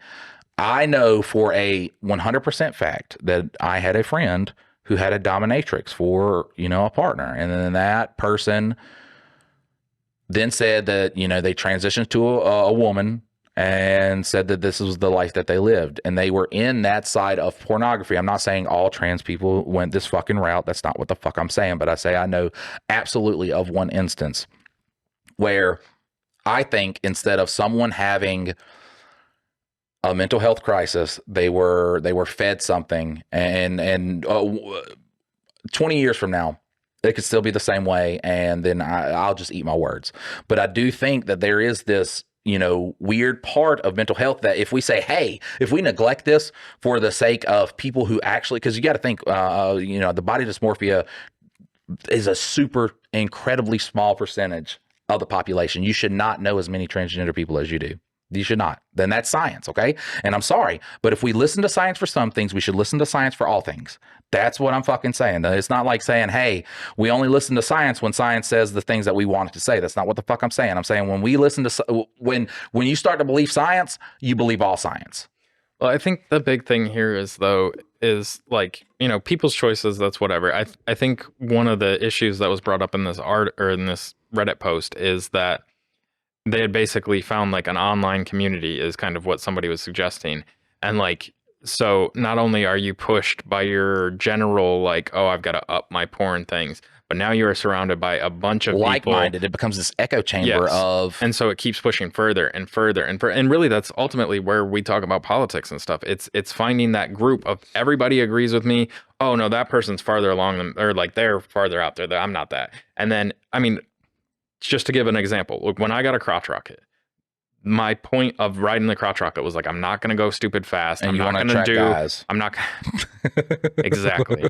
And mission accomplished. I got you. Love you, brother. Yeah, see, look, I'm here. It was a crotch rocket. But I wasn't going to go fast. I wasn't going to do wheelies. I wasn't going to do anything stupid. I was just going to ride this motorcycle back and forth because riding a motorcycle is fun. And then, after owning it for like a year, I was doing like 135 mile an hour speed limits. And I was trying to like learn how to do wheelies and stuff. And then at that point, I was like, wait a second. When I started this, I said I wasn't going to do this because I will kill myself. And there was a couple like scary scenarios. I was like, I need to get rid of this bike. If I am going to get another bike, I need like a cruiser that I can't do as much stupid shit on.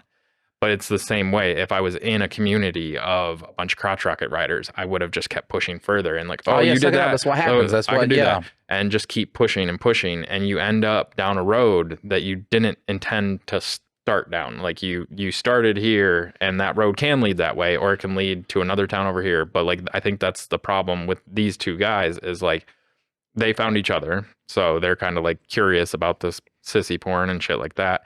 And then one of them found a fucking online community and then they both joined it. And now they're trying to get other people to join it because like, oh, this is the thing and this fulfills me. And so they found a community now taking them down a wrong path. Right. And I think that in this particular case, it's one of those situations where this is not like you can say, okay, both of these guys are married. I don't think it is the lack of sex in a marriage that would cause somebody to go down this road. I do think we have two men now. Being gay is a lot more prevalent than fucking. Well, and like in your body dysmorphia and stuff, like there, like people can choose to do whatever the hell they want. Absolutely. Like it doesn't have to just be the scientific way. And like, but the amount of basically propaganda and things like that can then change your mind, even though you felt this way back in the day. Now you're so far gone because you've taken all these steps towards that. Like you could technically, like there's nothing saying that only this gets you to transgenderism, and there's nothing wrong with anybody that wants to do it anytime they want. Like it is what it is.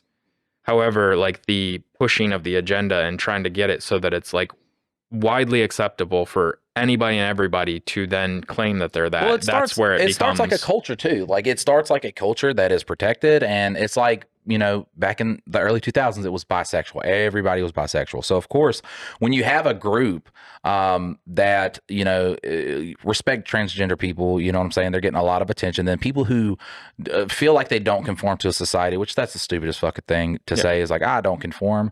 By not conforming, you conform to the largest group of people that there fucking is. And it's okay to not identify with societal norms. That's different. You don't have to say I identify as like a non-conform. Look, cool. You don't like society.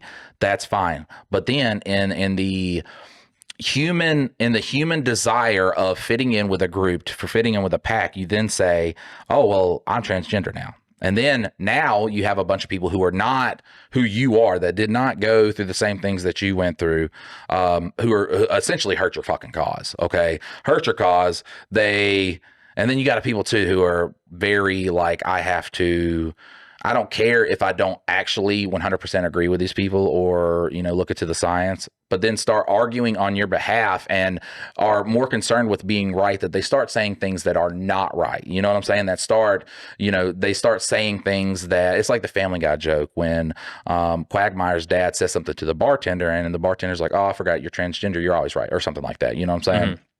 Or no. Quagmire's dad, who is now his mom, lights up a cigarette and he goes, you can't smoke that in here. And Quagmire's dad goes, I'm transgender. He's like, oh, I forgot you guys can do whatever you want to.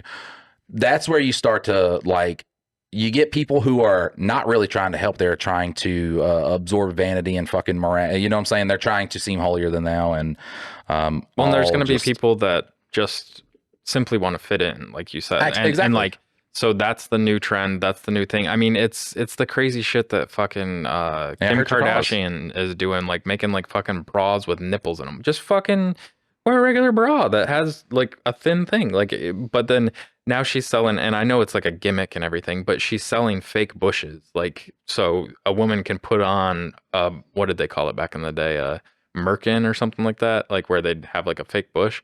And she's selling shit like that, and like people somehow, like there's going to be a trend for it, and people are going to do it simply to fit in with what's going on right now. And I'm not saying that a vast majority or anything like that, but there are definitely transgender people that are doing it just because it's trendy. There are people that are going on gaycations because it's trendy, whether they, and that's not saying, that's not taken away from the gay people that are actually gay. That's not taken away from the transgender people that are actually transgender. However, it does become it starts to dilute and hurt your cause, yeah. And yeah, then you get these communities that then create if I was these out there people. trying to, if I was out there shouting from the rooftops, how hard it is to be black in America without no experience of being black in America, I get it. Yeah, you can have white allies that go out there, and I roll my eyes when I said allies because do I believe racism is wrong? Yes. Am I going to go out there and picket in the streets and shit like that? I'm not going to do that. So I'm not going to call myself an ally. But if someone's like, hey, if I see some guys beating up a black guy because they're racist, guess what? I will help the black guy because I'm not racist, and there's a human being in danger. Yeah. And their only fault is who they are. So it's not what I'm saying. See, where we should not have to fucking toe words to get our goddamn points across, but we live in that society because it's like, hey, if someone says something, you have to wholeheartedly agree with it, even though there's this whole like subculture that it has caused of people trying to fit in, trying to fucking do all this stuff that leads them down. Porn is, I would say, one of the biggest things that does destroy this country, because the world. Now you have just like a lot of a lot of young men who do not understand like what a woman is. Like, they don't understand what a woman is, and the idea of it's not a pussy with legs and arms. You know what I'm saying? Well, see, the issue comes in though, is that it doesn't start at porn. It starts with like texting and emails, and you're not going out to like watch the movies with your friends. You're staying at home and streaming it and fucking FaceTiming or chatting with them. Like there's the human interaction that's kind of been washed away. And so then when you're not doing all that stuff, you don't get to like have awkward fucking conversations with women and be like, oh man, I fucked that one up. Let me try better the next time. Let me try better the next time. Like when we were coming up, there wasn't the ability to you don't just get to sit hang around online, women, and you don't get to. That's a great point too that I didn't even think of. That you're and not, then that leads to porn because if you meet a woman that you like, that you're like, I don't know why I like her, I just fucking like her, and I would like to have sex with her. That's everybody. When they meet somebody that they like, that is like one of the ultimate goals in that. So there's no betterment in yourself if you're not meeting someone like that. If you meet someone like her and then you're like, okay, well, maybe I need to be more socially better, or I need to, work on myself a little bit, groom a little bit. If you can get all of that just by opening up your phone and just whacking your meat right there, there's no incentive then to be, make yourself a better person so you could find someone to have relations with. And then, like I said, it also affects like people in the marriages and stuff like that. Listen, I love me some. It's a guy, because I used to clown on it so much. Like I love me some guys that would be sitting there, and it was like, porn has destroyed my marriage, because there's a subreddit for like women whose husbands are addicted to pornography. Yeah. And at first, I was just like, who gives a fuck if he beats his dick sometimes to another? Like, wow, how insecure are you that you couldn't fuck? And then I saw like where they don't like talk to their wives. They don't speak to their wives. They don't talk about days or nothing like that. They shelter themselves away. And I'm just like, for porn, like for you pornography. Have an actual vagina you can play and listen, with, it's the guy who's addicted to everything. That's just like, I would never just, I don't know what it is. Like how someone can, I guess it's the ease of access to beating your meat versus rubbing your wife's legs, talking to her, fucking cleaning up. Like fucking Saturday, I'm sitting there, I'm spending half my day fucking making the back half of the house like fucking perfect, so you know she doesn't have to do anything at night. Because guess what we doing? Yes, you know what I'm saying. It's Saturday night. We're gonna have fun. I know this. And as a man, I'm like, hey, that's one thing too. As a man, if your wife's like, I am tired, make her not tired. Okay, if you can make her not tired and she still does not want to have sex with you, that's when you could be like, hey, maybe we need to talk about like, you know, libido and shit like that. But I'm very in the camp of, you know, if my wife is tired or something like that, if there is an excuse not to have sex, if there's a reason we are not having sex, how can I help solve that? Well, when you watch pornography, well, you don't have to help any of these reasons. You don't have to help your wife with the kids. You don't have to help your wife, you know, with any of the house stuff. You don't have to do anything because you get your gratification from porn. Yeah.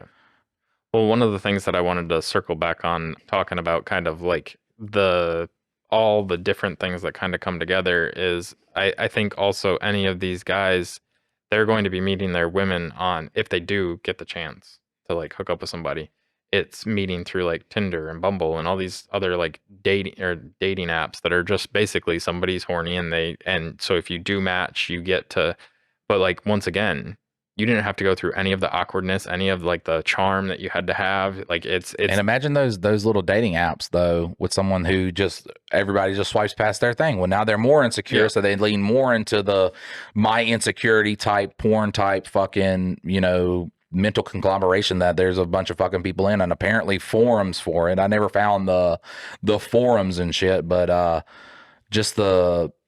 don't think I'd ever look into one of those forums because they are. I couldn't imagine like the shit I would hear in IRL. The internet, when there's no face to it, that's when shit gets fucking rough. That's when shit gets rough. And I do believe that does factor into like the fetishization of black people, children, all this other stuff. It does stem from pornography getting so large and so accessible, and it is being consumed so much that I guess at a certain point, it's just like doing drugs. You know, if I'm sitting there doing fucking pain pills and I start off doing Percocet 10s, eventually I'm going to move on to, you know, Percocet 30s. That's just how it's going to happen. And I guess that's the way kind of like pornography does it. And it stems from we don't have social interactions anymore. You're not meeting anybody. What's the point of bettering yourself for somebody you don't even know when you can just assess porn right there? Conversely, when you're married, what's the point of you know, making your relationship good? Probably I guarantee you porn's a real big reason why so many people get fucking divorced. Because why? And I mean, there are women too that are addicted to porn. It's like, why do I need to better myself when the ultimate goal of me as a human, which is procreation, thinking animalistic, the ultimate goal, which is procreation, I can trick my brain. My brain believes that I am getting that. There's no other need for me to go out and better myself, talk to people, do anything as a human being. I can become this shit stain that's constantly online and fucking in a group of everybody else who's telling me that it is okay and it is fine. And then God bless America. It's like I said, it's like an onion, because then it breeds the fucking whole no fat people, where it's just like, don't ever masturbate. And it's just like every bit of science says masturbation's okay. Should you watch porn and masturbate 5 times a day? No, you should not. Yeah, well, and see, that's when it comes down to is like, is porn really the problem? No, it's people that don't know. Like, is heroin technically able to be done safely? Yeah, it is. But I mean, you can't pick up your phone. I'm just saying, it's just so accessible to so many young people. Yeah, and that's one of the things though, is it's like, and I'm not saying porn is good. I'm just saying like porn is not ultimately like it is. It becomes the problem. That's what ends up being the problem. But like if somebody watches porn and masturbates, if they can then go and handle their day and do like take care of their wife, like, I mean, there's all these things that like, if it's a every once in a while thing, it's not a huge deal. But then in these scenarios, especially like Gaycation here, like it becomes you. Like these guys probably are spending a lot of time in their room, fucking in the chat rooms, talking about this. And like, I don't think you just stumble on Gaycation. Like, I don't think that's what I was joking about in the beginning of it, was like, I'd love to see the marketing materials. Cause like, it's not like you're surfing on Facebook and it's like, ooh, Gaycation and Ibiza. That's why I said the Charles Manson and gay people, because that's something that you're being told. Someone's feeding you that. But it also too, so all this where it branches off to the gooner, branches off to all this other stuff. The gooner is like I think the guys that they edge to women. I don't know, because they're not good enough to have sex with women or something like that. I don't fucking know. And then like the no fap is tied into that. And it's a very weird thing. But also all that shit is tied into the whole alpha male subculture. It is very directly linked to the alpha male subculture. So when, old dude gets into our chat and is just like talking about beta males and things like that, I understand. Look, and that's something that, like, we'll joke around about like what comment sections say. It'll never get under my skin because I do have this crazy fucking superpower of understanding people that I talk to. And I can understand that guy, by calling us beta, what kind of culture that he is in, that he obviously has a very bad pornography addiction. Okay. Because that's where a lot of this does stem to. So when he's thinking that he's alpha and he's all this, there's a certain viewpoint that you have of women. Okay. That a woman, once again, is a pussy with legs. And that's kind of what you get from the whole porn culture, is that women only like big dicks and muscular dudes. Okay. So the whole alpha male subculture is literally based off of the insecurity that women like big dicks and big muscles. So I guarantee you this guy has probably been introduced to a lot of sissy stuff. So now he's on this, he's scared of how he feels inside. He doesn't understand. He has nobody to talk to. He doesn't have a therapist he can speak to about this. So he goes this whole like crazy masculine route where he has to be overtly masculine to prove or to work out every day and I'll work out every day and become the best version of himself because he wants to have sex with beautiful women. That's the alpha male is kind of like the mask that they put on for this very deviant culture of pornography consumers. So when he's saying all this stuff, I can understand that he is obviously having a problem with this. He has no one to speak to. And just by calling yourself an alpha male, I can understand that you've probably had a problem with pornography. You see, someone like Andrew Tate that has had sex with a bunch of women, he has a bunch of money and all this stuff, can prey on people like this because it is a very, very, like, you can understand just by how society has went, that the chronically online, the chronic pornography users did stem this culture of watching like female streamers and stuff like that, because this is also directly linked to like the alpha male culture. Is then you have these female streamers, you have the Pokemanes and all the other who's the Amaranth, the girl in the hot tub, is guys that on one hand will just openly talk shit about them girls, but they're the same ones, donating them money and shit like that, because these are guys that are just alone. They have no outlook on an actual physical relationship with a woman. So you see that these women streamers get very, very popular. As a guy, you're like, how can I kind of get into the subject? Well, if you talk shit about, if you prey on their insecurities, okay, and a guy who is chronically online thinks that you have the answer, and it's because it's you being buff and working out and doing all this shit so you could become the best version of you. Well, now you've bought into everything that they're saying, because I guess ultimately if you're in a place that you don't want to be at mentally with no way to escape it, you're going to listen to anybody who even fucking says that they have an answer. So they listen to these guys, and that's where when someone starts saying alpha, beta, I can understand that they are not really coming from a place of malice, is that you really do not have a grasp on reality. Like, you don't understand how the world works. You don't understand that a woman is a person with feelings, and that is not just somebody you have sex with. They're not somebody of your convenience, that they are an actual person living a life like a regular human being. People that consume that much pornography do not see that. They're like, women, all they think about all day is big dicks and chiseled dudes. No, they're thinking, how am I going to pay this bill? Fuck, they didn't have my favorite energy drink at the gas station. They're fucking human. The exact same thing that you do, but they're unable to comprehend that. And that's how you know ultimately that and I've said ultimately a bunch, but that's how you know ultimately that the alpha male, that whole subculture, is a derivative of the pornography consumers. Yeah. And I don't know what it is about my brain that allows me to fucking understand all this shit, but it's just like, it's like pattern recognition. Okay. I don't know what it is. It's the autism I got.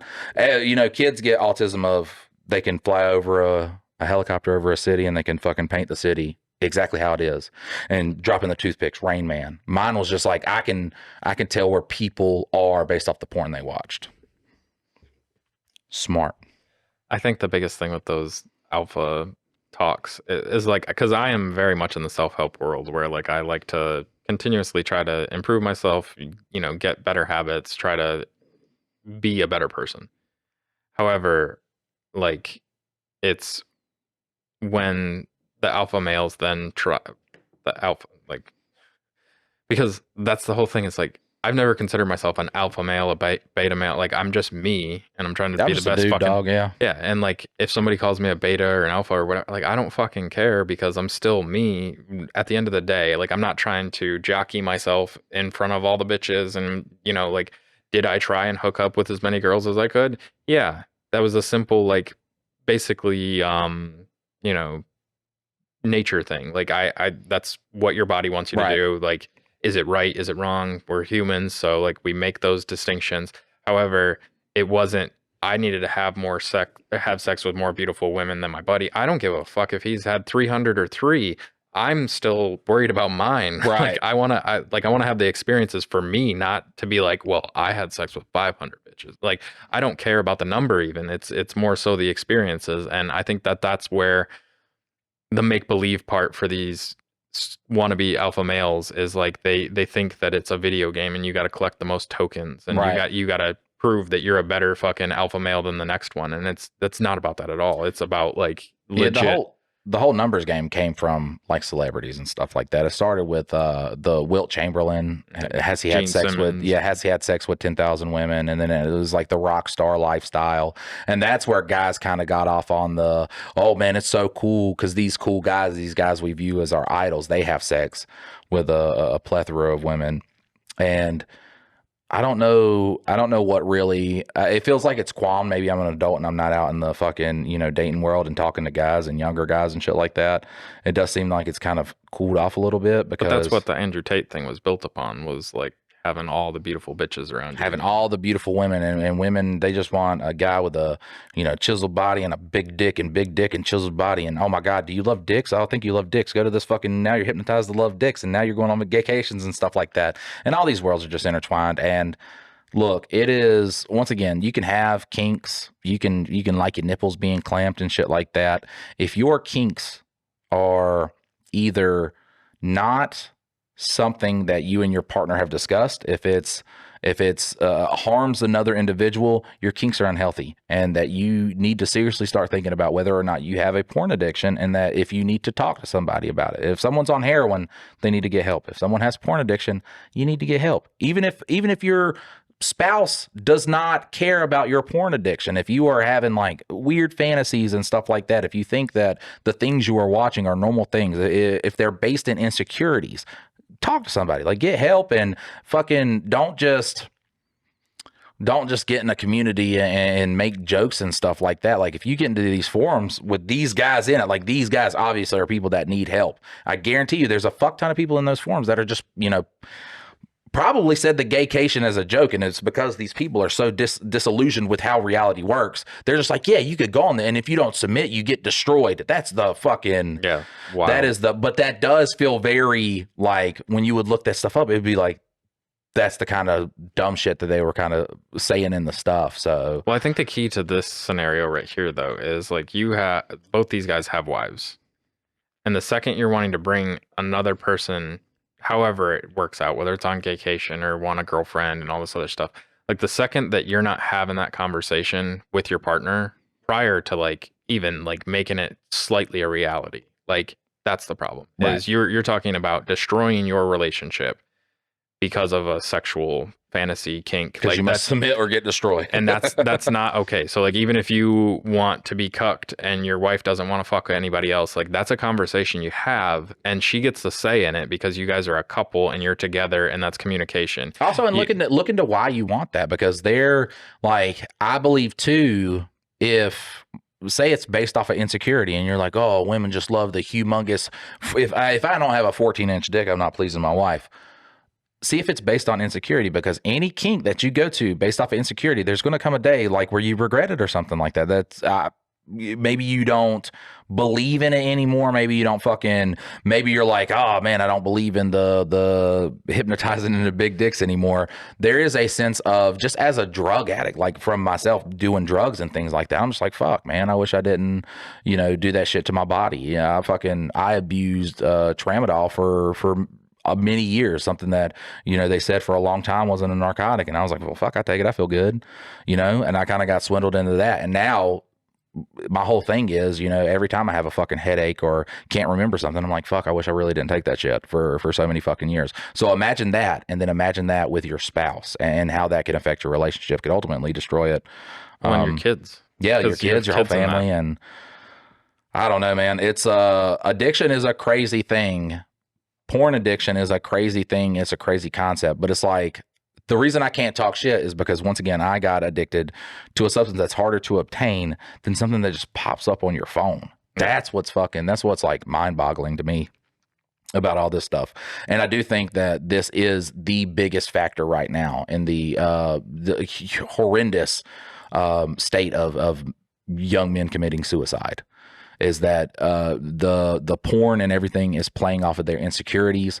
It is telling them that they're not good enough. They're not based in reality. So you eventually go throughout this whole route, like, yeah, you're getting all of your gratification, your happiness comes from porn. There's going to come a time where it stops working. I mean, it's with every drug addict. There's a point where the drugs don't work anymore. You got to go higher and higher and higher, and then eventually you die. And that is pretty much every single addiction ends very, very terribly.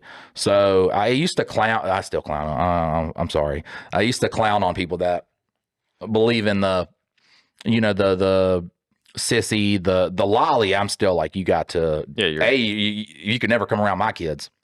And if I find out you do that, I'm gonna tell the card shop owner that they're a fucking child predator. Because that's just incredibly dangerous, because in no way, shape, or form can you enact that fantasy with a willing participant. Yeah. Okay. Because a child that says they're willing is not willing, and you are a fucked individual. So that one is if you got a friend that says they like that is not healthy, and you should tell somebody. And because if they've never acted on it, it's going to get them help. Yeah, it might destroy your friendship, but someone who is completely innocent, who has not watched porn or done anything, is not going to have their lives ruined, their innocence taken by a guy who did not know that he was consuming too much pornography. And like I said, I'm still gonna roast and joke on people, because fuck it, it's weird. And it's almost like they wear it with a badge of honor. See, I know how to roast too. I know that a kid who was like, a 20-year-old guy who's like, yeah, I'm a gooner. I just had an argument with one at a card shop, because I was like, bro, all you do is probably sit around and masturbate. He's like, that's what I do. So that's when I go into like serious talk, Michael, where I'm like, look, man, it's probably hard. It's hard growing up lonely and shit like that. I'll tear out your soul. But that's Michael. He's very argumentative with people. Well, I think one of the problems that these kids are facing, though, is on the back of having all that situation where they are getting insecure and all this stuff, and then they get basically sharks, predators that are out there like, I'm going to take this kid's money, because that's ultimately, that's a big thing too, is the capitalism on the depravity of human beings. Is we're going to sell you this gaycation because it's perfectly okay and you can live out your gay fantasies, or, fucking Hustler University and all the rest of the things that are out there saying like, oh, you have been faked or you've been tricked into doing this. Now come this way because you feel this way, and they know all the right words to say and tell those kids how they feel, and then you get all these fucking wannabe macho men basically just stealing fucking money straight from those kids that ultimately need help. They need a good mentor. These guys are not the fucking mentor for them. But I can tell you, between the furry, the guy that was joking about it at the card shop, a lot of these people, these are a lot of the friends that people will immediately say, yeah, I'm worried about that guy. Yeah, I'm scared for him. I don't, they're always saying, hey, what's your headspace and stuff like that. It's not and you can have furries that are, I don't know, that one's very, very warped in sexuality. Where it becomes dangerous now too with the furry thing is that it's getting onto playgrounds. Like my child goes to a school where people act like Therians, and this is because of we accept one thing, we must accept everything, and it starts to blur the line of, like with transgender, man could be a woman, woman can be man, woman can be dog, dog can be one. That doesn't work. That I can tell you right now, that doesn't work. There's no Therian people. That is not something that's ever existed in science or society. It's never been accepted or rejected. There is no. You can't say, well, we don't have a lot of Therians now, because back in the day, people looked at Therians. You were afraid to come out as Therian. No, that's never been the case That's a in mental society. illness at That that is a point. mental illness because you're trying to you don't identify with this. How can you identify with something else? So the furry community is a very mentally ill. I'm going to say it right now. I am saying it. The furry community is a very mentally ill, where the jokes and the memes have now created this culture where it is acceptable on playgrounds. And I do not think schools should allow that kind of play. If you have a child, Well, see, this is the crazy thing is it should be a situation where a kid can think, I'm a wolf, and it not be it should be innocuous at that point. Because a kid uses their imagination, wants to be whatever. Like I told kids I was fucking Batman when I was a kid. Like it's okay for a kid to make believe and have fun. But when it then aligns with an adult activity and now it's being like basically passed down in a way that it's acceptable, like, no, you're not just pretending to be a wolf. You are a wolf. You are like, and that is the sickness that is becoming is because make believe is fun. Like, I mean, everybody tells their kid that Santa's real and all this other bullshit. And so make believing is fun. However, when you then start backing that up with, no, it's Santa is real. He is real. Like when they finally figure out that he's not real, and then you're like, you know where he is. Like, and it's okay to believe that. And you start breeding that mental illness into people that lasts them their lifetime. Like you're making it a sickness rather than just a kid because like where it should be acceptable to pretend that you're a fucking wolf or a cat or something like that is on the playground with kids, not attached to fucking adults and sexuality and all that stuff. That's the playground, especially back in the day. We had like the weird cat girl, or Yeah. if you were on there playing, like your wolves or something like that. That is a kid's idea playing out on a playground. The Therian shit is a sexualized adult. It's a sickness. A sexualized adult thing that is now playing out on playgrounds because of TikTok being prevalent and all this shit being prevalent. I'm the alpha. I'm the leader. I'm the one you trust. Look. Mike is, I don't know why I get so deep into all these fucking different meme cultures. But that's what I'm saying though, is like the modern take of this is where it's gotten fucked because now there is a sexual subculture that goes along with being a Therian or whatever. Like it used to just be, there was fucking cat girls and all this stuff when we were kids.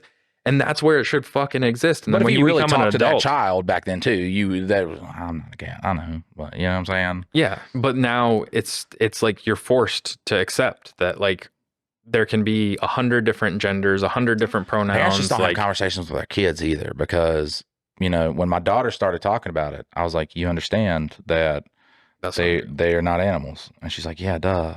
And one of our friends, they had a conversation with their kids. I was like, you understand you are not animals, because if you actually believe that you are part animals, that is a mental illness, and you would have to talk to a therapist because it's we want to get you help.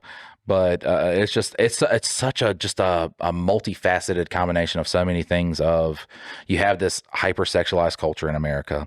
You have all these young guys who can't have sex. You have a whole subculture of people who roast those guys with memes and shit like that, who find it almost blurring the line if they fucking are in it themselves. And then you have where it trickles down to all this is online, and children will see it by proxy. If a child is chronically online, they will be subjected to this stuff, and then there's not a parent there to tell them the things if what they're seeing on their phone is reality or not. So, fuck. It's me saying all this stuff. I'm just like, we are fucked. Mm-hmm. We are fucked like a sissy cuckold gooner, man. Furried up and just slathered with butter. On a gaycation. That's why I like the BDSM community, because man, look, they stay in that lane. That's all I'm saying is like they stay in that lane. They get fucking weird. That's where you get the milking tables and stuff. But that's where you get the sissy. Like that's what that was saying, was that it went like BDSM dominatrix into the sissy porn. I would say like true BDSM is two adults. Like, you know what I'm saying? Like it's two adults that found each other. The BDSM that goes into like the gooner sissy fucking weird route, where it's like the big dicks will get you if you don't fucking submit or be destroyed.